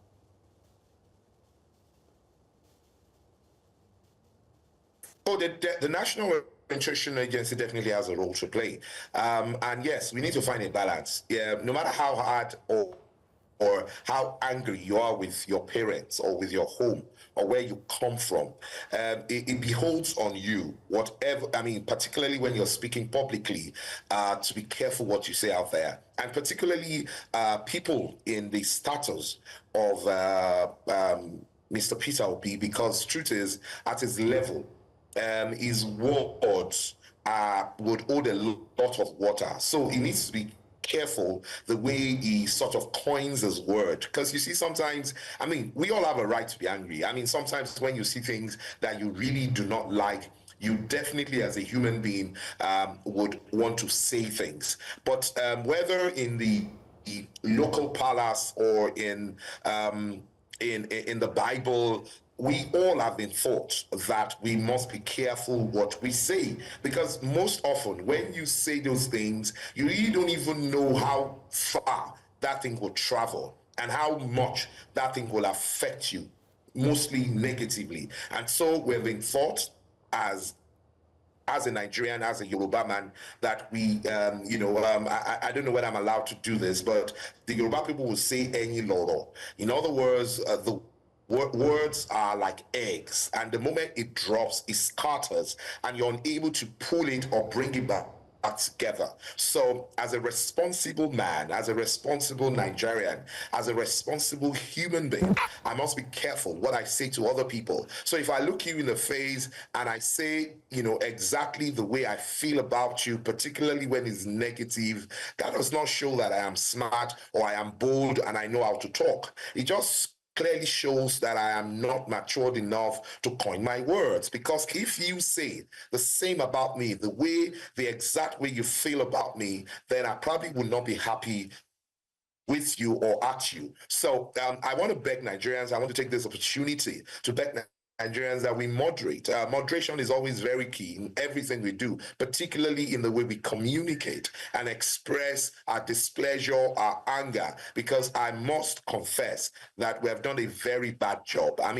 Even if you look at Nigerians who are outside of there, not too long ago, Miss Kemi Buckner said a sort of things about Nigeria.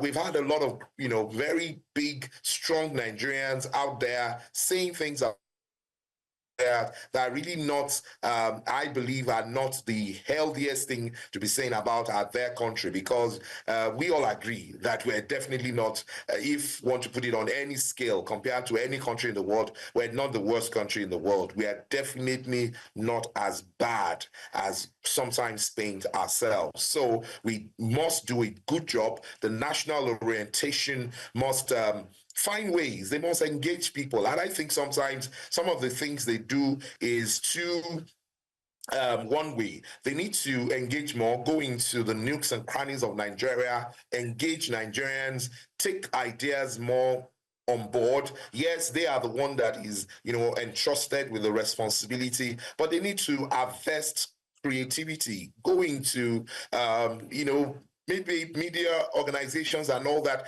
and sit people down and let's look at how better we can start to market Nigeria and not demarket Nigeria as most of us. And I must say that I'm not exonerated from this. Most of us have done over the years. It is time to start to see that obviously have an adverse effect on our country at the end of the day. Thank you so much, Mr. Oluwaseyi Adigoke, for speaking with us, global affairs analyst, diplomatic and tourism expert. Thanks for your time, by the way. We'll try as much as possible to ensure that we do not demarcate Nigeria, and hopefully the presidency will act towards this latest situation. Thanks for your time. Thank you, Mr. Adeyemo. Yeah. Away from that story, once known as the food basket of the nation, Benue State is now struggling under the weight of insecurity and indiscriminate attacks on rural communities. While these attacks by suspected armed headsmen have forced residents to flee from their ancestral homes, others have been left displaced, taking shelters in internally displaced persons camps. In a move to address the crisis and amplify local voices, News Central Television is convening a town hall meeting in Makurdi, the Benue State capital, today. And we're happy to share that with you. But then again, let's take a look at this package by our correspondent Joshua Imarayi. Benue State, North Central Nigeria, once revered as the food basket of the nation, is fast becoming a shadow of its former self. Persistent attacks by suspected armed herdsmen have displaced many agrarian communities with farmlands abandoned and homes deserted. My people, my family members, they died in this house, 11, and some died in the other stores, 8. Some died here. My whole family members that died on that very day, there were 20. With lives lost and properties razed, fear now reigns in parts of the state. Many residents sleep with one eye open, uncertain of what the night may bring. The dowry here is very scattered now because especially in the evening time, when evening meets us for dowry, we see people, they are carrying their goods here and there because there are no way to stay now because they are afraid whether they sleep, those people, they will still attack them and kill us. Following the deadly attack in Yelwata, President Bola Tinubu visited Benue State to engage with key stakeholders and assess the security situation firsthand. We need to keep our ears to the ground. Let's get those criminals. Let's get them out. Despite the president's directive to the armed forces to put an end to the killings, the violence has continued. In response to the worsening crisis, News Central Television is organizing a special town hall meeting in Makurdi, the state capital, aimed at spotlighting the plight of affected communities and exploring actionable solutions. Scheduled for the 10th of July, the meeting will bring together traditional rulers, government officials, security operatives, youth and women groups, civil society actors, and other critical stakeholders. As the state continues to grapple with fear and insecurity, many believe that this conversation is not just timely, but necessary. They say that while the voices of those affected must be heard, they also urge those in positions of power to take action now. In Abuja for News Central, I am Joshua Imarayi.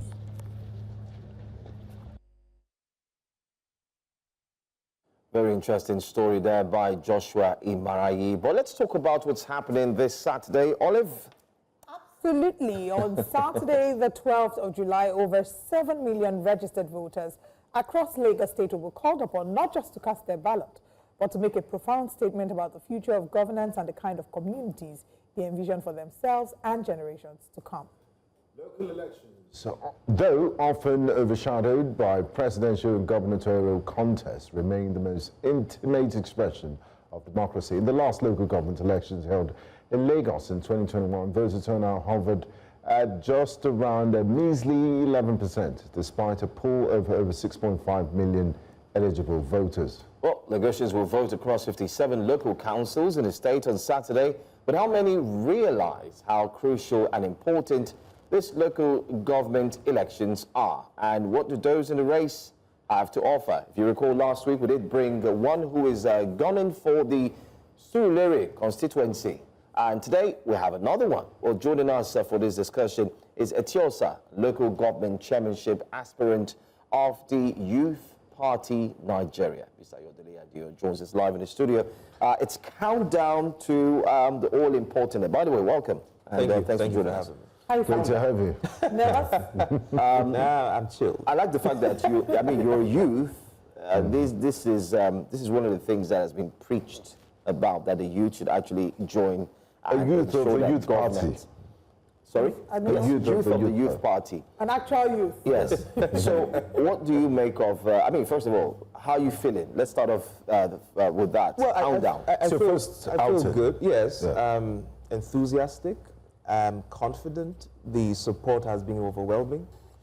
I've been received with, you know, the warmest of embrace that you can imagine. And so I'm confident that, you know, this Saturday will be a huge turning point for Etiosa local government, because it looks or it appears that people will be coming to cast their ballots on the size of my vision that has been, or that has captured their imaginations, and the fact that they see their struggles in the policies that I've carefully articulated over the campaign trail. So I'm extremely confident that we will pull up an upset on Saturday. Okay.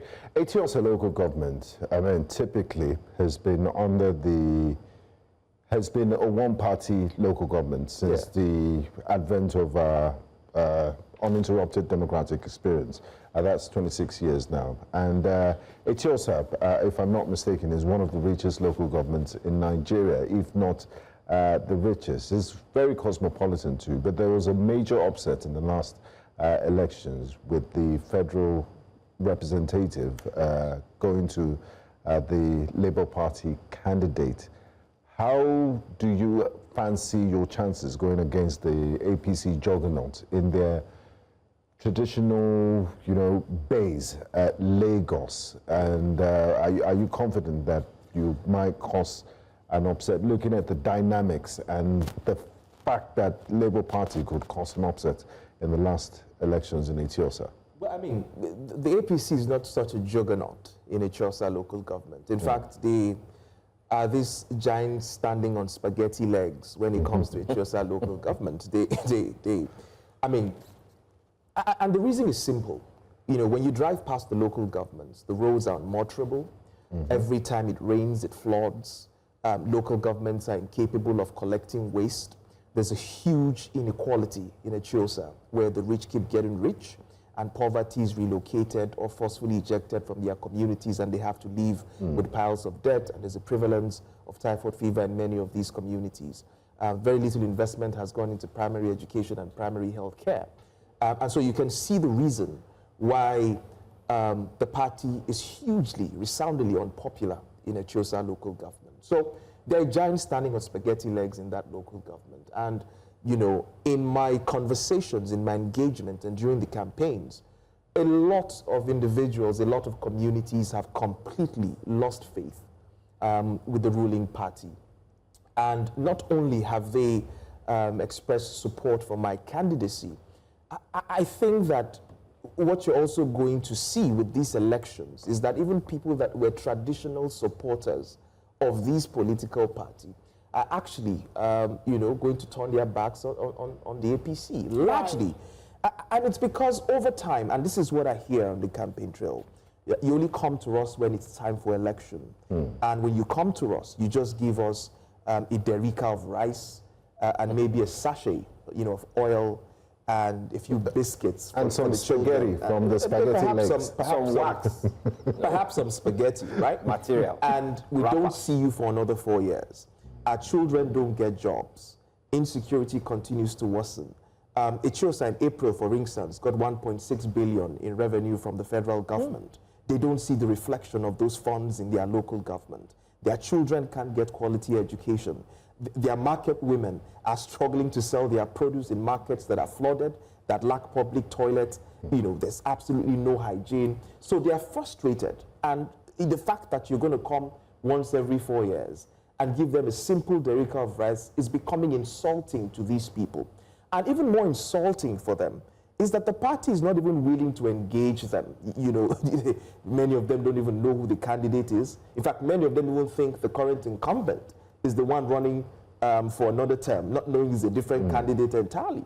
Because everywhere I go, they keep referring to the other guy, that, you know, that's the person I'm running against. Because, you know, the arrogance that you want to govern a people that you don't want to engage so that you will not be held to account, so you wouldn't make any promise, I think has frustrated a lot of people.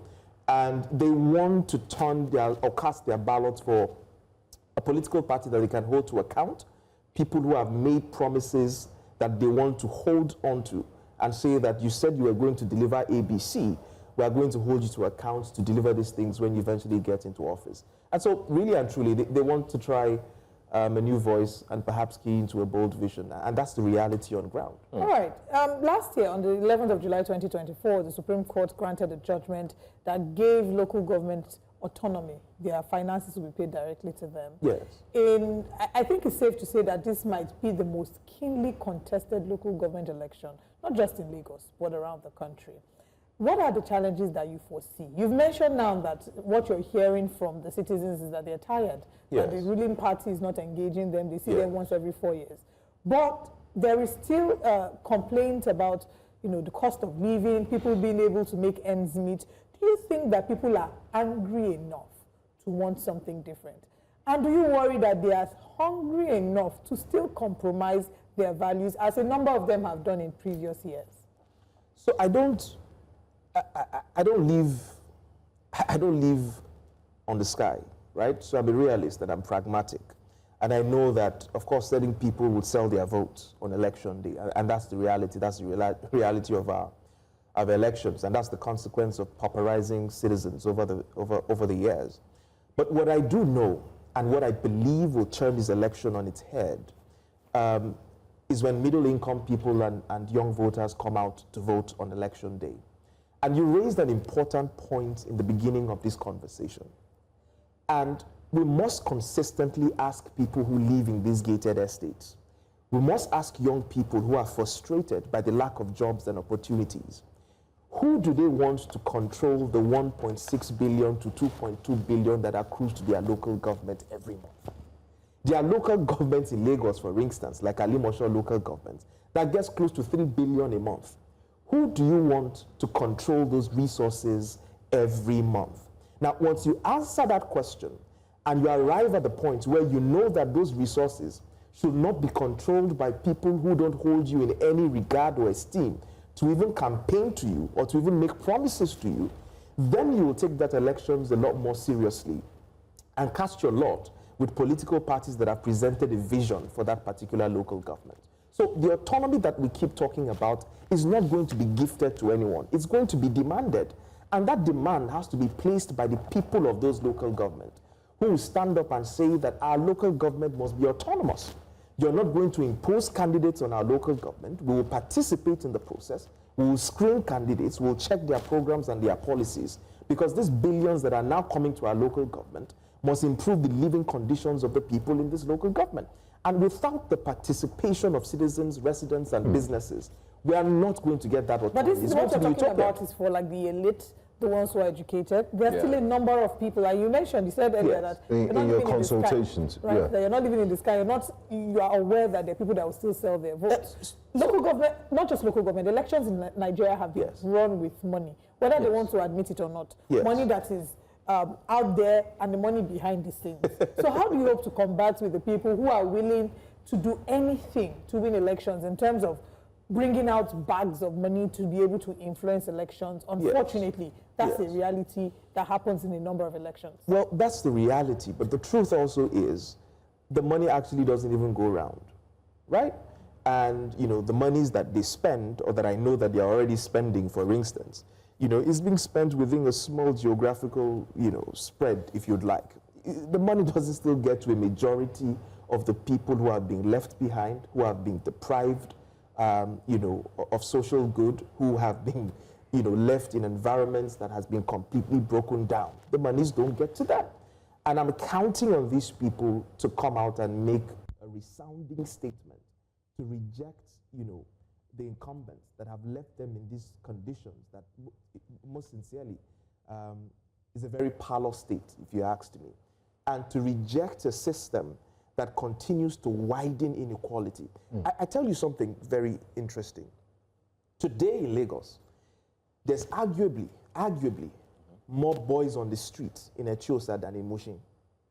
And the reason you have this rise in, gangs, boys on the streets, drug addicts, and what have you, is largely because of the policy of gentrification, where wealth pours into low-income communities, we eject them out of where they grew up and where they live, replace them with fancy buildings. These people have nowhere else to go, so they're on the streets. Yeah. And so you now have hundreds and thousands of young people pouring around the streets in Etiosa.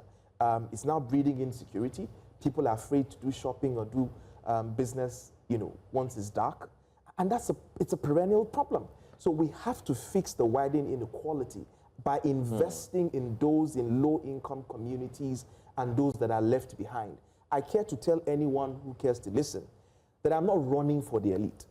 I'm running for those in the low-income communities. I'm running for those that have been left behind, those that the local governments have forgotten and abandoned over the years. The guys in Ikoyi and in VGC will be fine. They already live in expensive flats. They already have solar-powered estates, service departments. Not fine, no. It's touching everybody. To a certain degree. To the degree that, they can afford it. I tell you really and truly, once you look down from some of these 500 million flats and see the conditions where people are living. That's the gentrification you're talking about and the likes. You wouldn't believe you're in the same Lagos. Etiosa. Yeah, we have that as well in some of the high-rise buildings, just next compound. Exactly. That's what I'm saying. So from your windows, you see even some five-star hotels separated by the walls, and there you see them living there. But just to quickly ask, prior to this and countdown to the elections, sharing of rice, bread. Olive had highlighted that money is being used to win, the votes.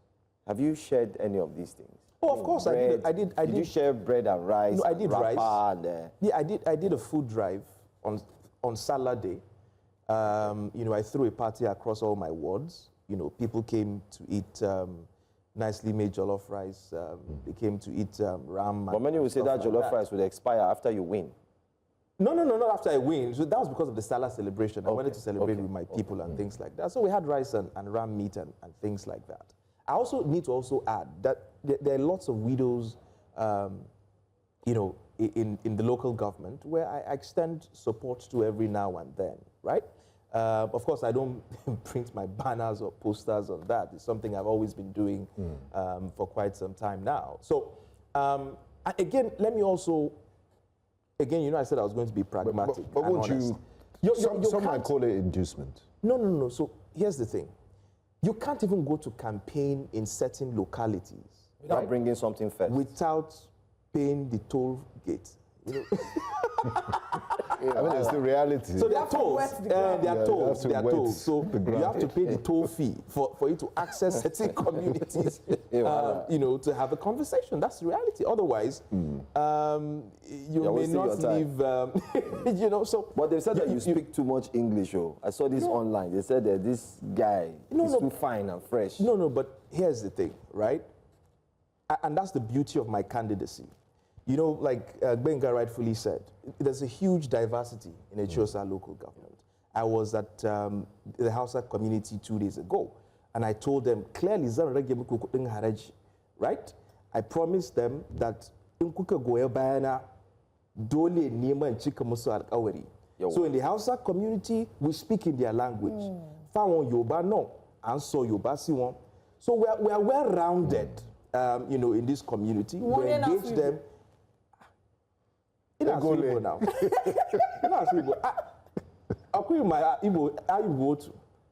we are one try speaking Igbo too, and we engage people in the local language that you understand. So we came into this prepared, right, to speak in the language that people understand, to touch the problems that affect them, and to also solve these problems with honesty and integrity.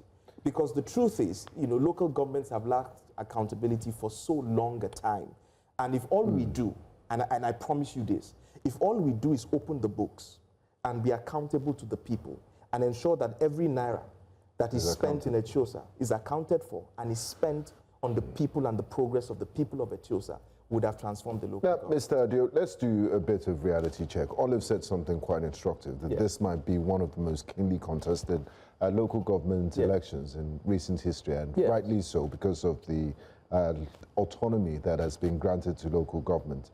Now, coming back to present-day Nigeria, Lagos, where we speak, and looking at the the sort of pattern that has happened with local government elections in the last 12 months, it's almost been a clean sweep for the ruling party. It's almost like an exercise in futility if you don't belong to the ruling party, and it applies to, it's not just APC. In Abia State, for example, local Labour Party swept all the polls. Yes. But Lagos is different. It's a bit cosmopolitan. We pride ourselves as the center of excellence.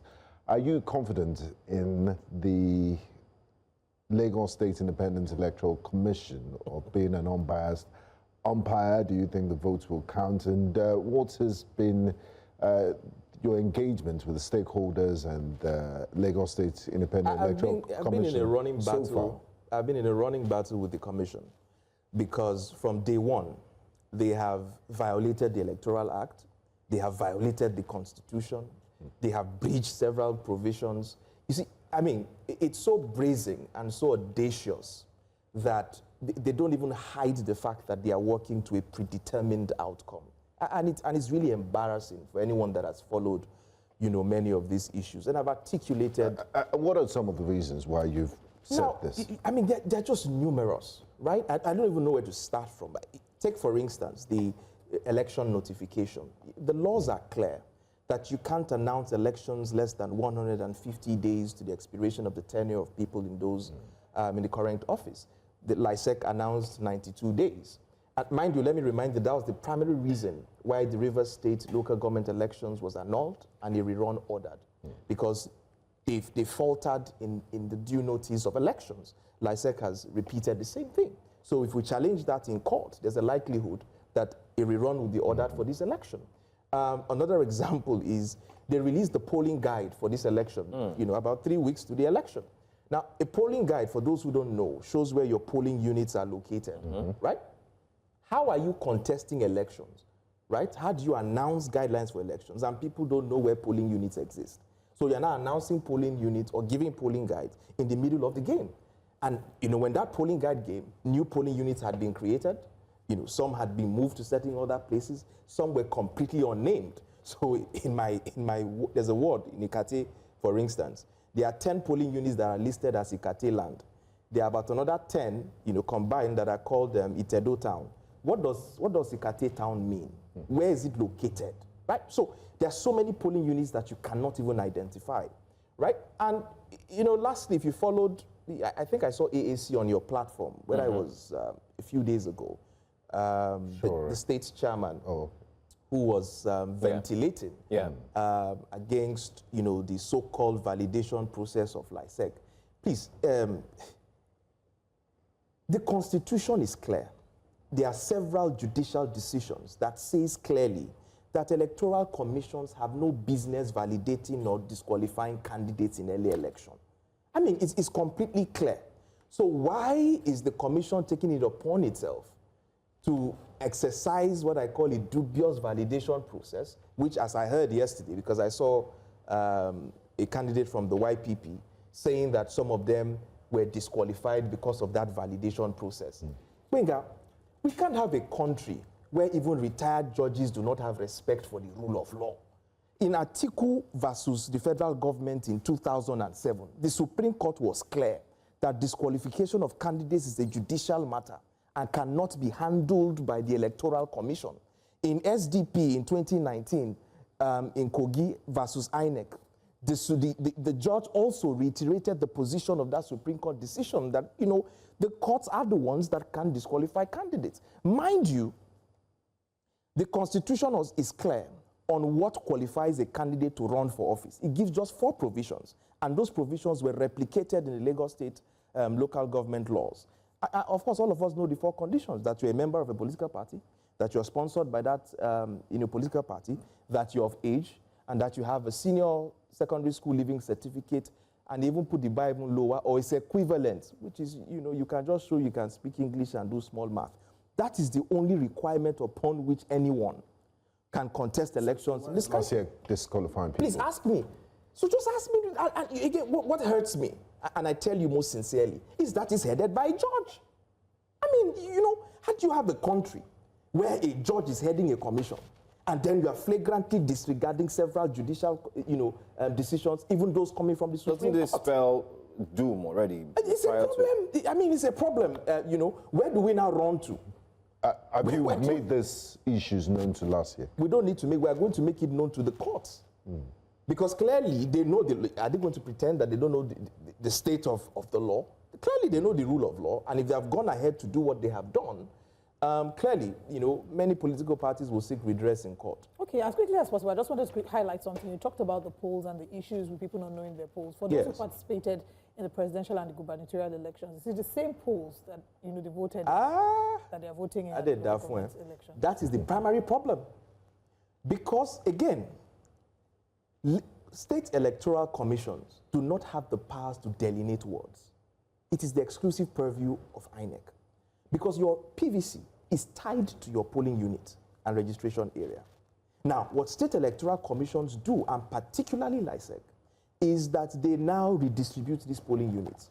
So on election day, there's a high chance that if you go to the polling units where you voted for House of Assembly or governorship election, they will tell you your name is not there. You go and look for polling unit. And I'm not telling you hearsay, because in 2021, I managed the situation room of the youth party during the local government elections when Tari ran. People that wanted to vote in Lekki one, when they got there, their own polling unit, they said their name is not on the register, that it's somewhere in Muri Okola. They entered the vehicle to go to Muri Okola. They got to Muri Okola, they said their name is not there. So, you know, it's a mess. It's a complete mess. How do people now check their polling units? How do they? God bless you again for another point. Now, you know that before elections, it is standard that INEC will paste the names of eligible voters in their wards. So people go there and see the names pasted, and they know. Yeah. Do you understand? This does not happen. So people don't even know where their wards are. I can guarantee you. So people don't even know the polling units. They are setting polling, you know, where I campaign and where they have shown us love. They give us certain expo. This place, we have 6 polling units, but it's only 2 that they bring outside. 4 we keep inside. Wow. You know, so it's a complete mess. Anyway, it's a complete mess. We'll come back to what's going to happen we'll come back to what's going to happen this Saturday. But let's quickly go to where our team is. We do have Bernard Akede, who's on standby. Today happens to be the new Central Town Hall. We'll call it an experience in Benue State. Bernard Akede, good morning to you.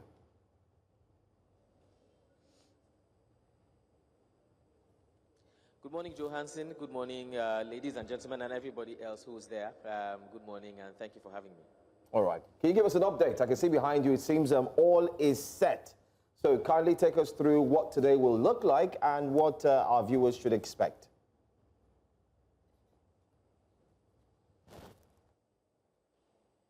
All right, but before I take you through what today would look like and what we should expect, I want to take you through what we've seen so that our viewers can understand the importance of this particular town hall that we're about to have and the impact that we're hoping that it will gather.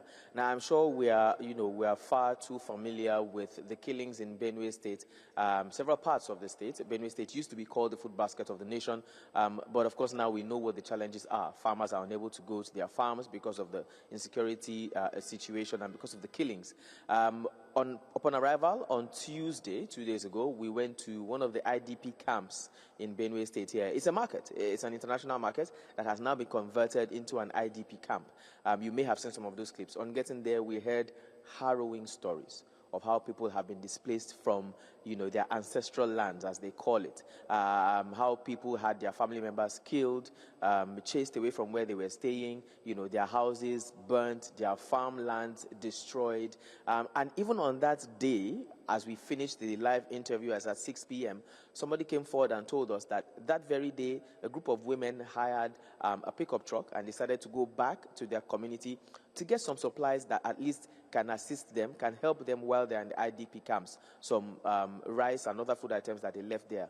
While they were there, those same people, on that very Tuesday, as we were speaking, those same people were equally ambushed.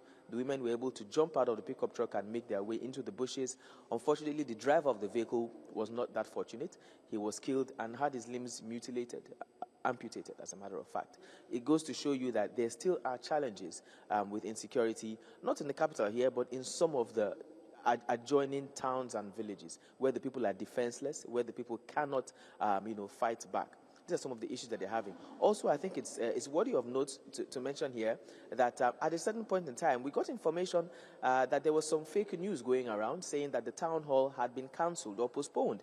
We clearly would like to use this opportunity once again to reiterate that this town hall will hold and the people will speak. Now, going forward to your question, Joe, we pretty much are ready. All we are waiting for, as they say in show business, the stage is set, and all we're waiting for is for the people to come here, take their seats, take their positions, and make their voices heard. We are hoping that we will have government officials here. We hope, we believe, we met with the traditional leader, the Tortiv, yesterday. He gave us his word. He's going to be here as well. Security operatives, we hope they'll be here. But most importantly, the people we want to hear from, the affected persons, relatives of those who have been affected, people who have had their properties destroyed, who've had their family members or relatives in one way or the other killed or attacked or harmed. We also are looking forward to getting people from the IDP camps who can also come here and share their stories, so that they will speak one-on-one with the people who matter and hopefully have their voices heard. We have people from the academia who will also be coming. We have traditional leaders. We have religious leaders. We have the youth who will also be coming here. Coming here. So we're hoping that it's going to be a packed hall like what we've seen before, but this time we really are hoping that the people will speak up. We do hope that the people will speak up, Bernard. Very gory stories that you've told us this morning, and really sad. But it is our responsibility to amplify these stories, and give them a voice. I want to say well done. We look forward to connecting with you again in subsequent shows to find out how the town hall is faring. Thank you very much for joining us, Bernard. All right. We, of course, will be wrapping things up here now. We're going on a very quick break. When we return from the break, we'll be bringing you the breakfast headlines and then going on with what's next. Stay with us.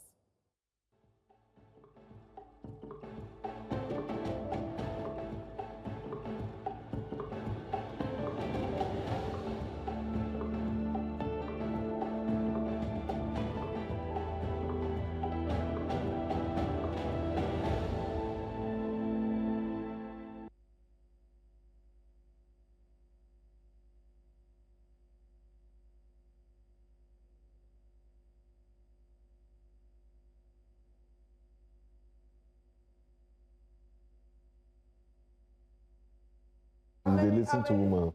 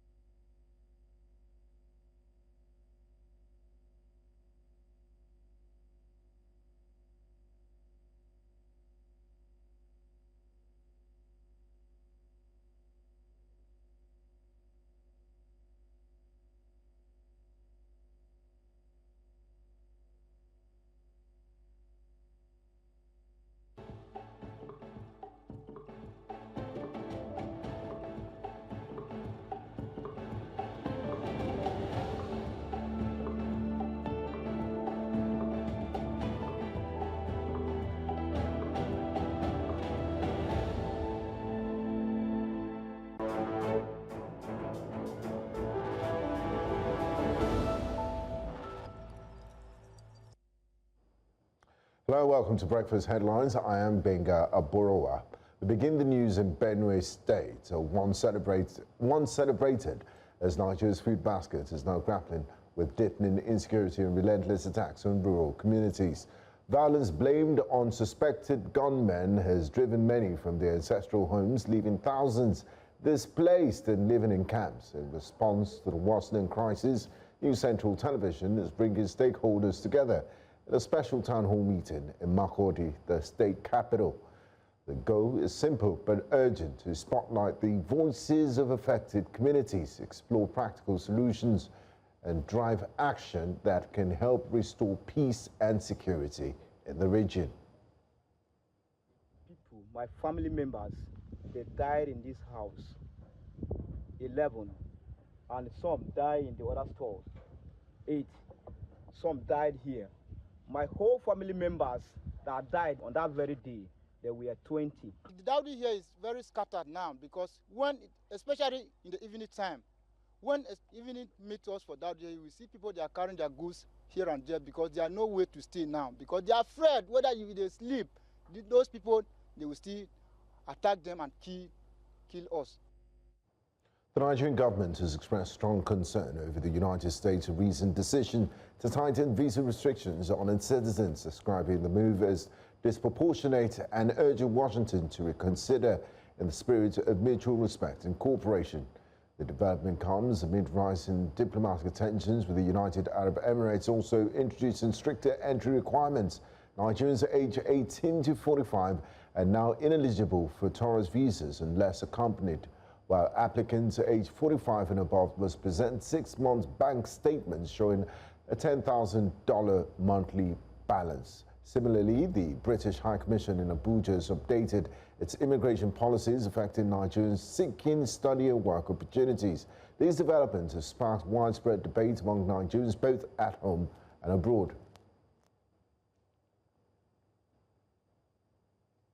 Meanwhile, the presidency has also faulted the International Monetary Fund (IMF) over what it described as a harsh assessment of Nigeria's economic reforms, inflation and poverty levels.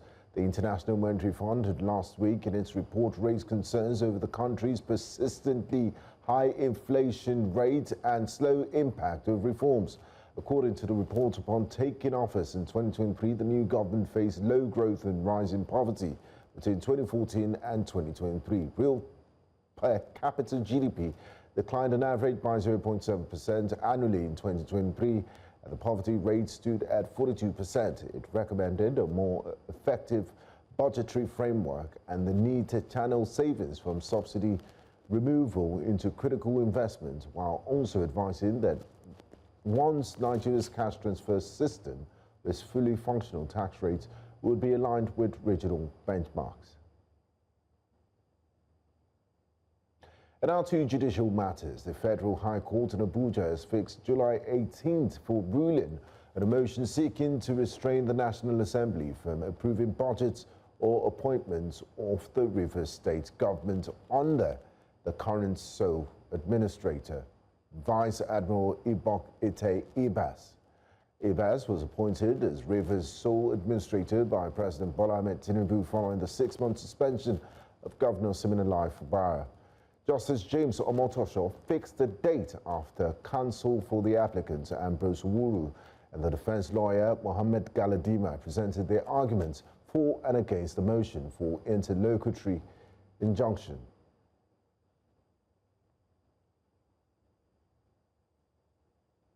Now let's head to East Africa, where we tell you that an Al-Shabaab suicide bomber attacked a military academy in the Somali capital of Mogadishu on Wednesday. Growing attacks by the Al-Qaeda-linked group, including one on President Hassan Sheikh Mahmoud's convoy, have fueled concerns over jihadist resurgence in the Horn of Africa. After the militants were forced back in recent years, the short statement did not provide any further details about the assaults, which happened shortly before midday, but said that security forces were investigated. There were no further details of potential casualties.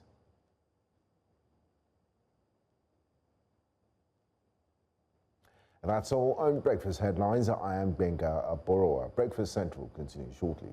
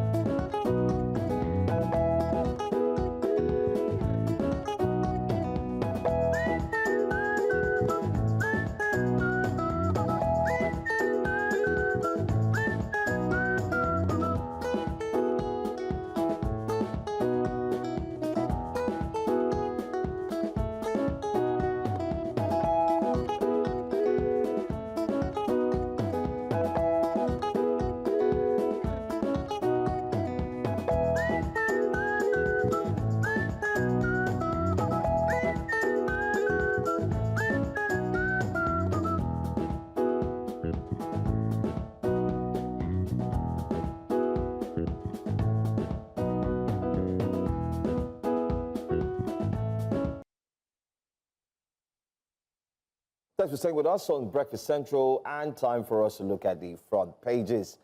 We do have one who has joined us here, Head Strategy and Public Affairs, no doubt, put your hands together for the Nairametrics man, of course, known as Mr. Wade. He was here with us. Good morning. Good morning, everyone. You're giving the Friday. Don't sit.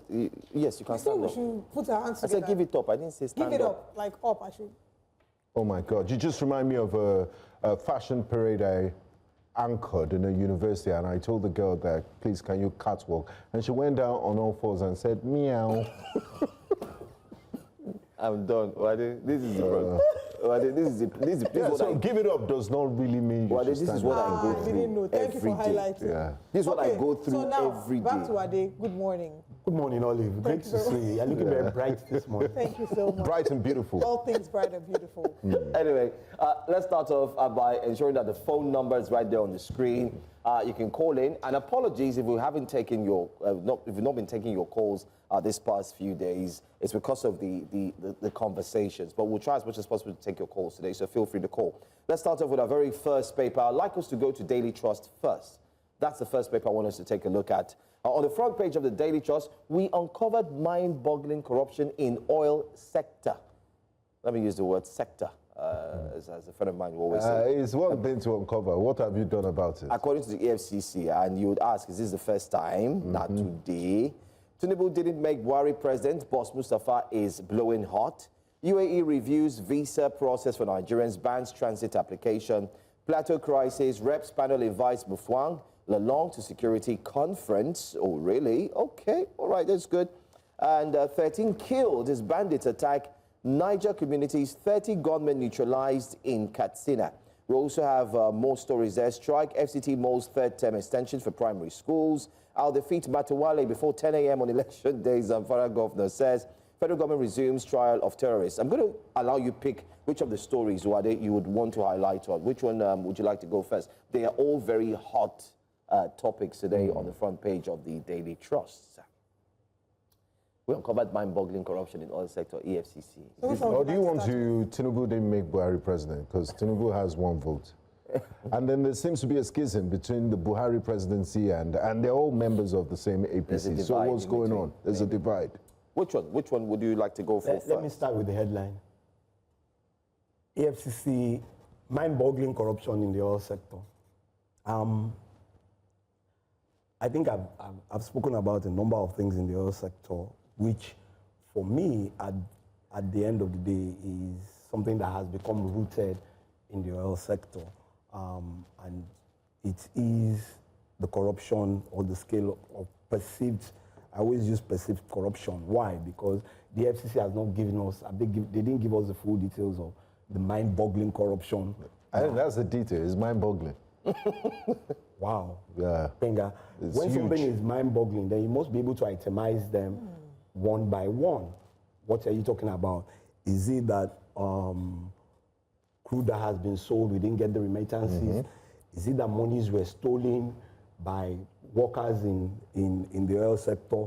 Is it that investments that were meant to be put into the oil sector, were diverted somewhere else? So mind-boggling is just English, and which is one of the things I continue to say about newspaper headlines.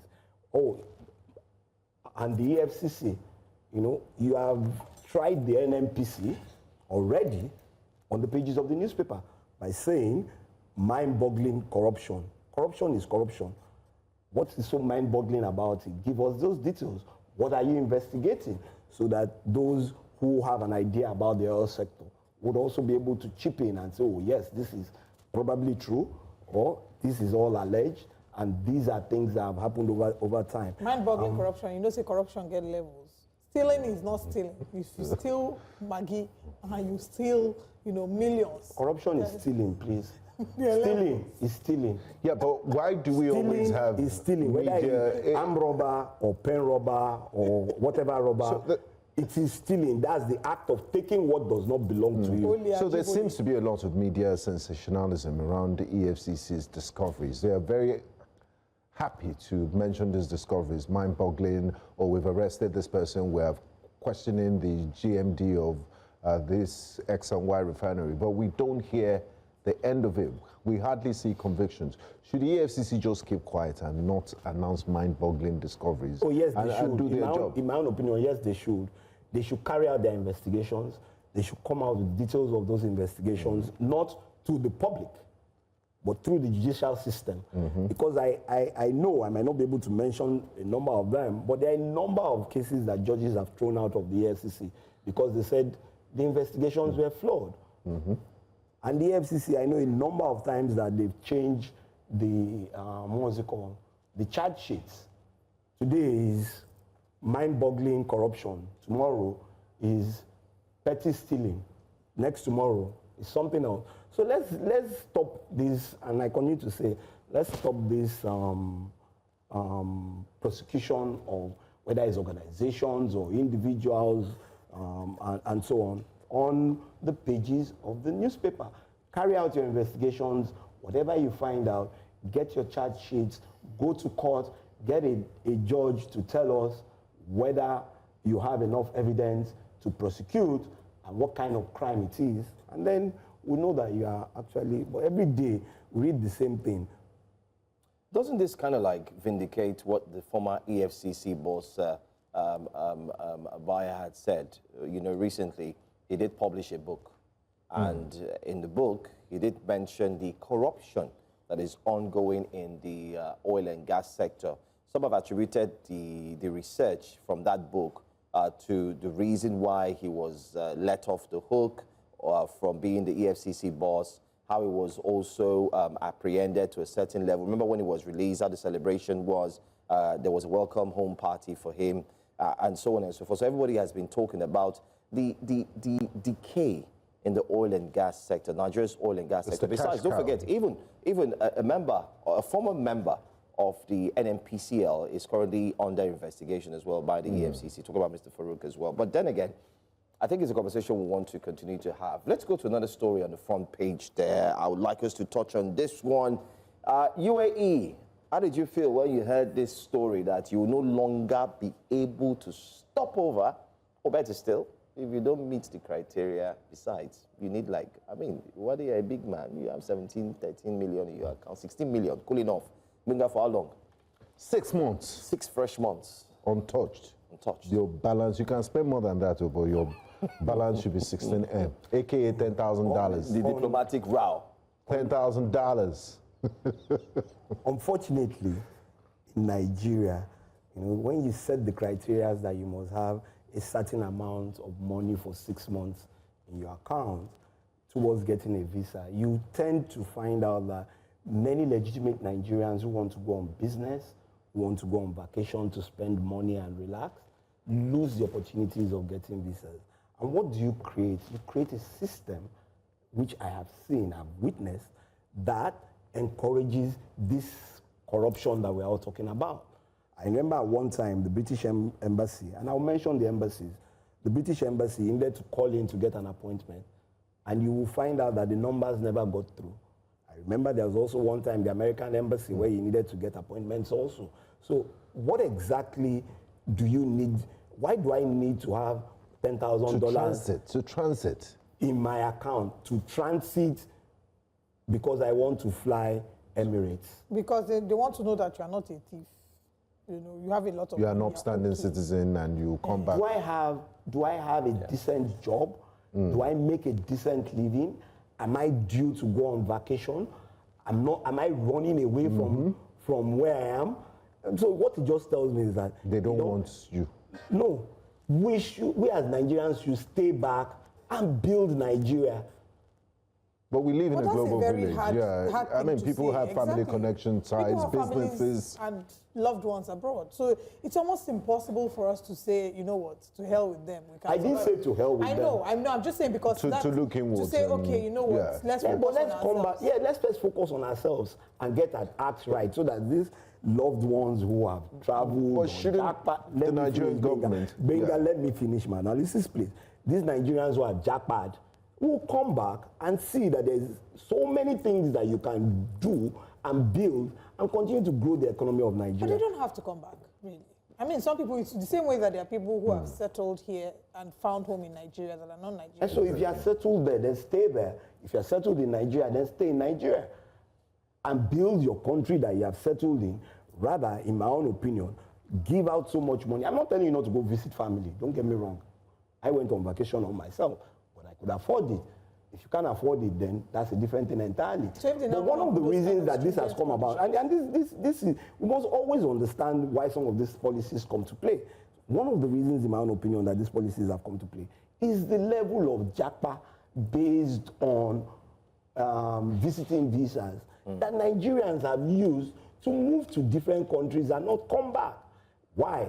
Because they believe, in their own opinion, that there is better economic stability there. If you want to relocate to any other country, and this is my advice to you, there are processes for immigrants to go there. Go through those processes, apply through them, get all the things that are required. If you have the requisite skills for employment that they require there, try and look for employment. Otherwise, stay back and build Nigeria. But looking at this issue, it seems highly discriminatory.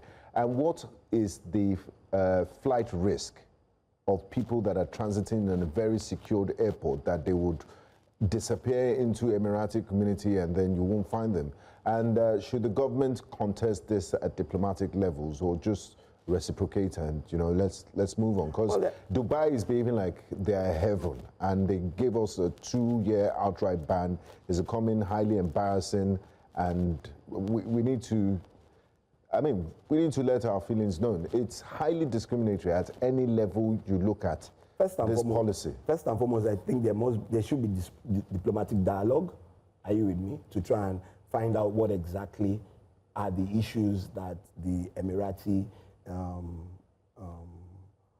government and administrators see when it comes to Nigerians. But there are a number of things that have been published when they banned us for 2 years. One, the level or the number, an increasing number of Nigerians who have come there on visiting visas and who refuse to come back to Nigeria. The issue of Nigerians and cultism in the Emirati, in the some of the Emirate places. Issue of commercial sex work of Nigerians. So there are a plethora of issues. And when governments sit back and say, oh, it's just is another government of another country that is saying, oh, no. Why should you just ban us? We spend so much money going there, A, B, C, X, Y, Z. It's not just about money. It's about how you interact within the society and whether you're breaking rules and regulations within that They should enforce their own laws and leave the rest of Nigerians out of it. And it's part of the things that they are doing. It's coming out with a new policy that says for you to transit, you need $10,000 in your account. I have not committed any crime in the Emirates. Why do I need 10,000? Deal with the Nigerians that are causing problems in your country. Don't fly an Emirates airline. Period. Okay. Look for alternatives. Period. That's what the local man will say. Bam. Finish. Don't fly the Emirates airlines. Let's go to another thing. Fly African airlines. I'm glad I'm not an Arsenal fan. There's an interest. Don't go there. Don't go there. Don't go there. I'm not flying Emirates anymore. It's fine. Arsenal has nothing to do with it. I'm telling you, it has. Anyway. No. It's fair. He can throw the punches and the jabs. They're in the final. So we'll see where it gets to. It's fine. It's fine. Let's get to see the leadership newspaper. We have enough time to cover. I'd like us to cover more stories as well. Leadership newspaper. There's a story here that I'm sure Benga, Oliver, and myself have highlighted on, especially on our wake-up conversations. It's at the top right corner. Can you see it? 2027.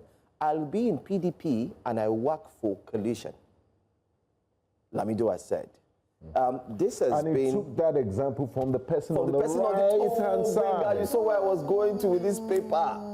The right, you can see FCTA launches Operation Sweep Abuja to rid city of miscreants and beggars. But we're focused on the pictures there. The man on the left, of course, I'll call him, would I say, yes, possibly, let's just leave him as a chieftain of the People's Democratic Party. spoke yesterday and said that he was going to copy what the FCT minister has done. And we've highlighted this, that we talked about this before it even came into fruition. Yeah, set a precedent. We may see a precedent that has been set and will be copied by many. And now it is there. So, are we seeing a total collapse of the PDP by its own members who have decided to pull the plugs and possibly pull out the rug and allow the FCT minister, who has said he is a hencho in the party, to carry on? But they're saying we would work with the other parties, but remain in the PDP. Yeah, we know. Last week we spoke about the possibilities of and we would use our analogy for the MPL in Nigeria, Nigerian Political League. That's what we call it. So, remember, I guess you were the one that brought it up when we talked about loanees from other clubs, and this is exactly what is happening. I remember what we said then: if we cannot get enough star players to buy them over, what do we do? It's cheaper for you to loan. So this, I guess, is what the PDP chieftain Lamido is talking about. The issue here, for me, is Nigeria. It's not whether it's PDP or ADC or APC. It's how you think and you feel about the governance system currently, or that has happened over the last 10 years and is currently happening in Nigeria, and which is what Lamido is speaking to. I would work for the opposition to ensure that, in their own opinion, there is a change in administration in 2027, which is fair. If he believes that the opposition coalition has or stands a better chance, oh yes, then he will encourage his supporters to go out and vote for that coalition, which is fair enough in politics. So you put your weight behind who you believe and who you think is the right man to do the job. It's a lot. Now, I want us to also talk on the story on the right-hand side. Mr. Wike, Operation Sweep, removing miscreants and beggars from Abuja. And a lot of people will say, you know, Lagos needs this because we have an agbero and street urchin and miscreant problem. But how is this discriminatory? Because the Constitution says every Nigerian has a right to assemble and live wherever they want to live and things. And there are concerns that it might unfairly target people in the lower rung of society, because, I mean, there's no, anyhow you look at it, even in advanced climes, there are homeless people, there are people that are not well-to-do in New York, in London, in some of the biggest cities in the world. How do you think enforcement should be carried out? Okay, so I haven't read the details, and I don't really know what how he plans to enforce this. But I do think that, in my own opinion, he should ensure that, yes, you need to rid them off the roads of the city. But then you need to start to provide alternatives for them. Why are there miscreants? Why are there beggars on the roads? A number of reasons, like you said, some have become homeless because of maybe current economic situation or previous economic situations. Some have become beggars either because the system does not provide enough for them towards making something of themselves. So why, if I'm blind and there are not enough blind schools for me to go and get an education and improve myself and get work and get economic value, then when you move me from here, where are you taking me to? Are you taking me to a home where at the end of the day, there's no breakfast, lunch, and dinner, and there are no beds to sleep on? And so, excuse me, before we make statements, let's always just juxtapose and come back to a starting point. What have you provided towards enabling an environment for these people to succeed? For instance, let me give an example. There are some handicaps who drive in Nigeria. Are you with me? But you go somewhere, you can't park because there are no handicap parkings. You go somewhere, you go to a building, there are no lifts. So the man who is on a wheelchair will have to roll his wheelchair up the staircase 4 floors to go where he's going to. And these are things that we need to, first and foremost, come back to the basics. and put them in place. Before you now start saying, oh, we will read this, we will read that. And it can happen put to the anybody. cart before the horse, yeah, basically. Basically. That's going to be a tough one. But then again, it kind of like reminds me of what we used to have in Lagos, Operation Sweep. In the Lagos. security outfit. Yes, security outfit that went around. But Benga also highlighted the fact that I think we really need this in Lagos. Lagos has become all of a sudden a beehive. I thought Lagos was bad. Every traffic intersection, almost every. I thought Lagos was really bad until we stepped our foot in Abuja. I think this was a few months ago. And guess what? Abuja is a replica of what Lagos is. But it's becoming... Ooh, the moment the new central bus drove just by, that was when we went for the NESG. Didn't you see them? They swooped the entire bus. Give me money, even somewhere even. I'm like, okay, is this how Abuja is now? So if the FCT minister would do it, I think I agree. But I also agree with you that it should also come to Lagos because it's starting to become a beehive. So but I will just ask this question and then I'll try and answer it. When you get rid of them from the roads... Yeah, you're taking them back to their states where they're coming from. Excuse me? Yeah. If they had some form of things that they were doing in their states, do you think they will go somewhere that is more lucrative? They feel is more lucrative. So let me land. Like Benga said, why are we, is it the cat before the horse or the horse before the cat? And it depends on which one you're talking about. Is it the animal or the cat that has the will? If you do not create economic empowerment and create an enabling environment for good education, are you with me? Ability for people to go through primary, secondary school and get something doing. If you don't create an opportunity for them to learn trades, which the government would say today that they are trying to encourage Nigerians with the 45,000 naira stipend that they want to pay for those who should go and learn trades. We have graduates who don't have work. Some of these people, when you check them and you call them miscreants and beggars, some of them actually graduated from tertiary institutions in this country. Have we done this analysis for us to say, okay, even when we take these people off the road, who are they? Where are they coming from? What is their background? Let's not always be in a haste to do label. Exactly, to label. I totally agree with you. It's multifaceted, and the results of what we're seeing, able-bodied men begging on the street, miscreants, is as a result of failure in the past to provide jobs and all the things you mentioned. But failure, believe me, and I say this, and I think failure in the way policies are implemented and administered.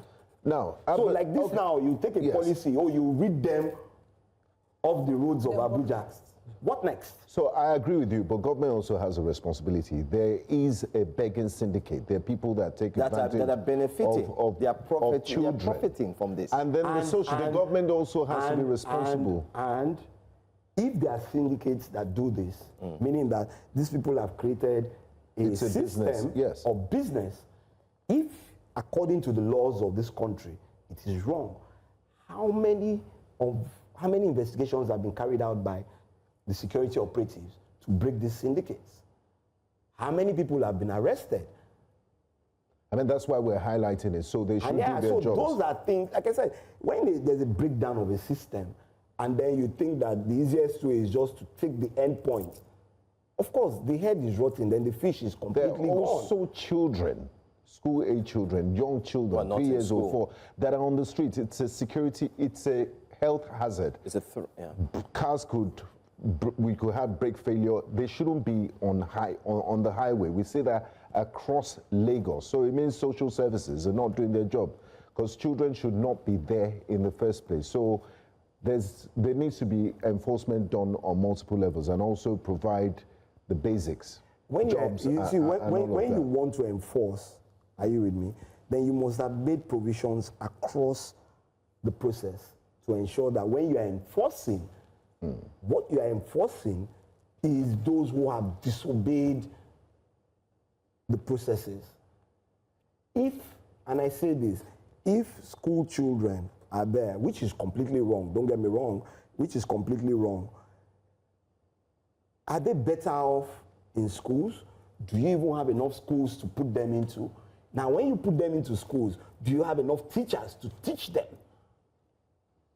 These are questions that are pertinent, that need to be answered before you go to the end and say, okay, take everybody and move them to where? Are you not going to send them to IDP camps? Well, anyway, let's not forget too that during Governor Fashola's time, he was able to rid off street urchins from Lagos State. I do recall also being an eyewitness where they were, put into the big trucks and told them to go back. And we also understand these are displaced persons too, but let's also not forget that the governor of these states has responsibility and let me say this, to care for their own people. And let me say this, you're a lawyer. There's nowhere in the Constitution, are you with me, that speaks to my state of origin.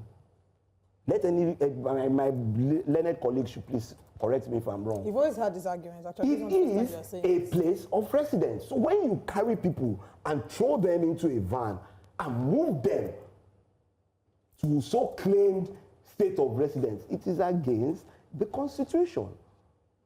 It is against the Constitution. Let's take our only call for this morning as we wrap up the newspaper. I have Shima calling from Benue State. Good morning, Shima. Thank you very much for calling us. Yes. Good morning. Hello, are you there? Yes, I can hear you. We don't seem to be able to hear Shima's... Yes, good morning, Vincent. Good morning. I think he's... I don't know if... Your guest in the studio, okay? All right, can you please speak up? We're struggling to hear you. Good morning, good morning. Yes, we can hear you now. Good morning. Please go ahead. Yes, I can hear you clearly. Can you hear me? Right on time. Yes, absolutely, we can. Please go ahead. It's been a brilliant conversation you're having there, and I'm delighted that New Central is coming to Benue State to hold that town hall meeting. That town hall, it is very important.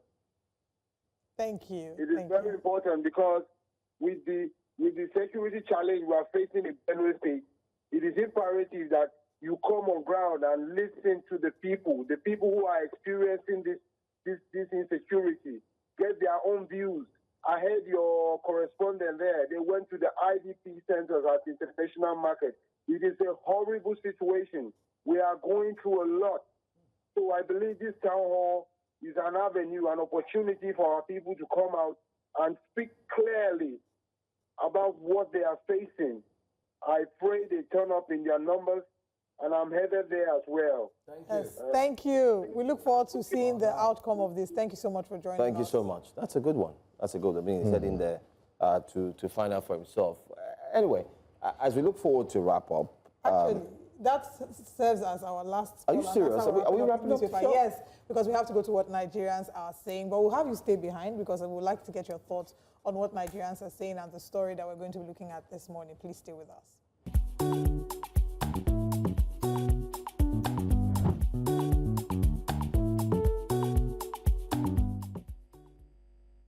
Today on What Nigerians Are Saying, Peter Obi is in the news again. And this time he's setting the record straight regarding the allegations of having worked with the Abacha regime. Recall that the Abacha regime was notorious for abuses of fundamental human rights, and there have been a number of reactions. Now, before this, first of all, recall that there was criticism by a number of people about this. Omoyele Sowore was one of them. When he was being asked why he wouldn't join the coalition, one of the reasons was that he said that all the people, a vast majority of the people who are part of the coalition, have their hands tainted. And, you know, he accused a number of them of having played a role in ensuring that we are where we are today, one of which was Peter Obi. He accused Peter Obi of the role he played in working with Abacha. We saw that the Freeze, who went on the podcast to also say that Obi is really no saint.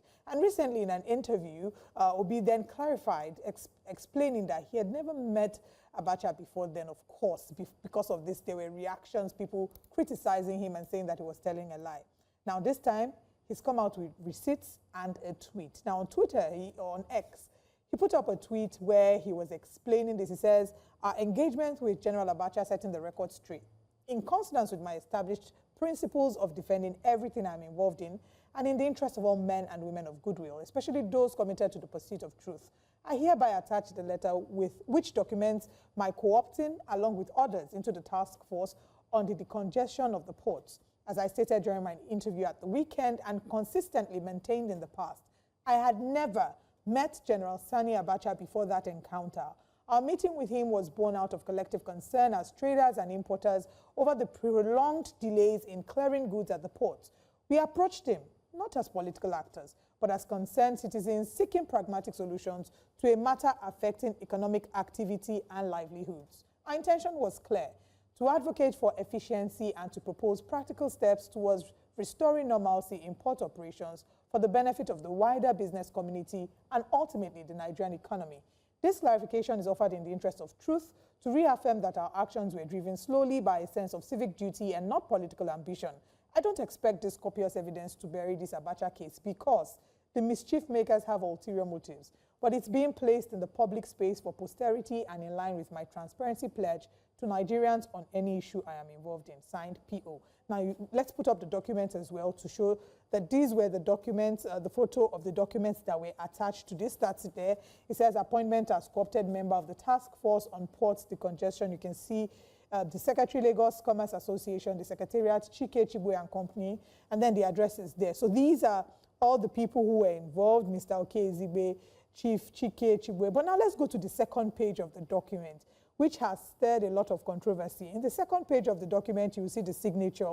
And there have been criticism. Again, the naysayers have come out to say, first of all, why would he say that this was printed in 1996 with a computer? Some have asked, was there a computer in 1996? And I wonder, wow, when were these people born that they'll say there were no computers? They've also criticized the fonts that were used to type, the font that was used to type the letter, and they've argued if it was in existence before then. They've also criticized the signature that has been scanned. They said, oh, everything looks like it was being doctored. But these are some of the reactions. Like Peter Obi said, he believes that the mischief makers will not let this matter go to rest. Some have applauded him for setting the record straight, per usual, and the critics, of course, have not died down. Let's take what Nigerians are saying regarding this on X. Now, our first tweet says, it just occurred to me that fonts of this fraudulent letter didn't exist as at 1996. Every new day, new lies. All these, to what end? You mustn't lie to defend your other lies. Our next tweet in this regard says, wait, task force or task force? That document is fake. Now, what? So there was no newspapers in 1996. Proper question to ask if such task force did exist. Go to the Ministry of Finance, verify the reference number and ask the signatures. Now you, they chase clouds.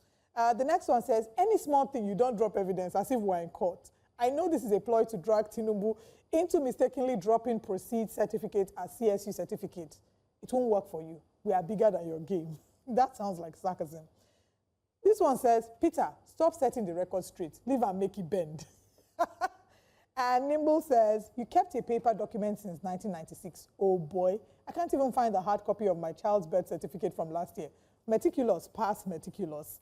Dr. Kelechi Okoro says, when PO says go and verify, he always has receipts to back it up. And we have another one from Jenslow who says, when they pushed the narrative, worked under Abacha, one would think Peter Obi was a Minister of Power Works and Housing under Abacha, just like Fashola, who was made power minister, but couldn't give us power in 8 years after criticizing Jonathan's administration that a serious government will solve Nigeria's problem in 6 months. Stray Bullet has gone to meet the person that was not involved in this fight. OK Belgium says, imagine he's only seen in the midst of corruption, nepotism, abuse of law, rigging, kidnapping, and every other evil thing that moves a nation backwards, was working under Abacha, and now he has cleared the air. Man is as clean as a whistle, OK Belgium says. And that's the last tweet that we have regarding this. Let's get a thought of our guests in the studio. What do you make of this story and the reaction? It's not new. He's actually said this before. But they don't believe him. No. So if you don't believe him, all he has just done is show a bit more evidence. But he had said this even during his campaign, that he had worked on the task force towards decongesting the ports in the 90s. Yeah. Because I remember clearly, if you were too young in 1996. Which is what is happening. Which is probably what is happening. You will find out that traders were going through hell because things were coming into the ports and they couldn't clear their goods. Some of these things have led over time to the custom reforms. And that's how any sane country should go about doing reforms. A good example, and I always use this example, is Chile in South America. It was because of the friend of a president who came to visit him and carried an artifact where they gave him a what's it called, a rate book that was so dusty. And he just spoke to the president and said he had to bribe his way to get that artifact that he brought for him. His classmates from, I think, the university. And it sent chilling reforms in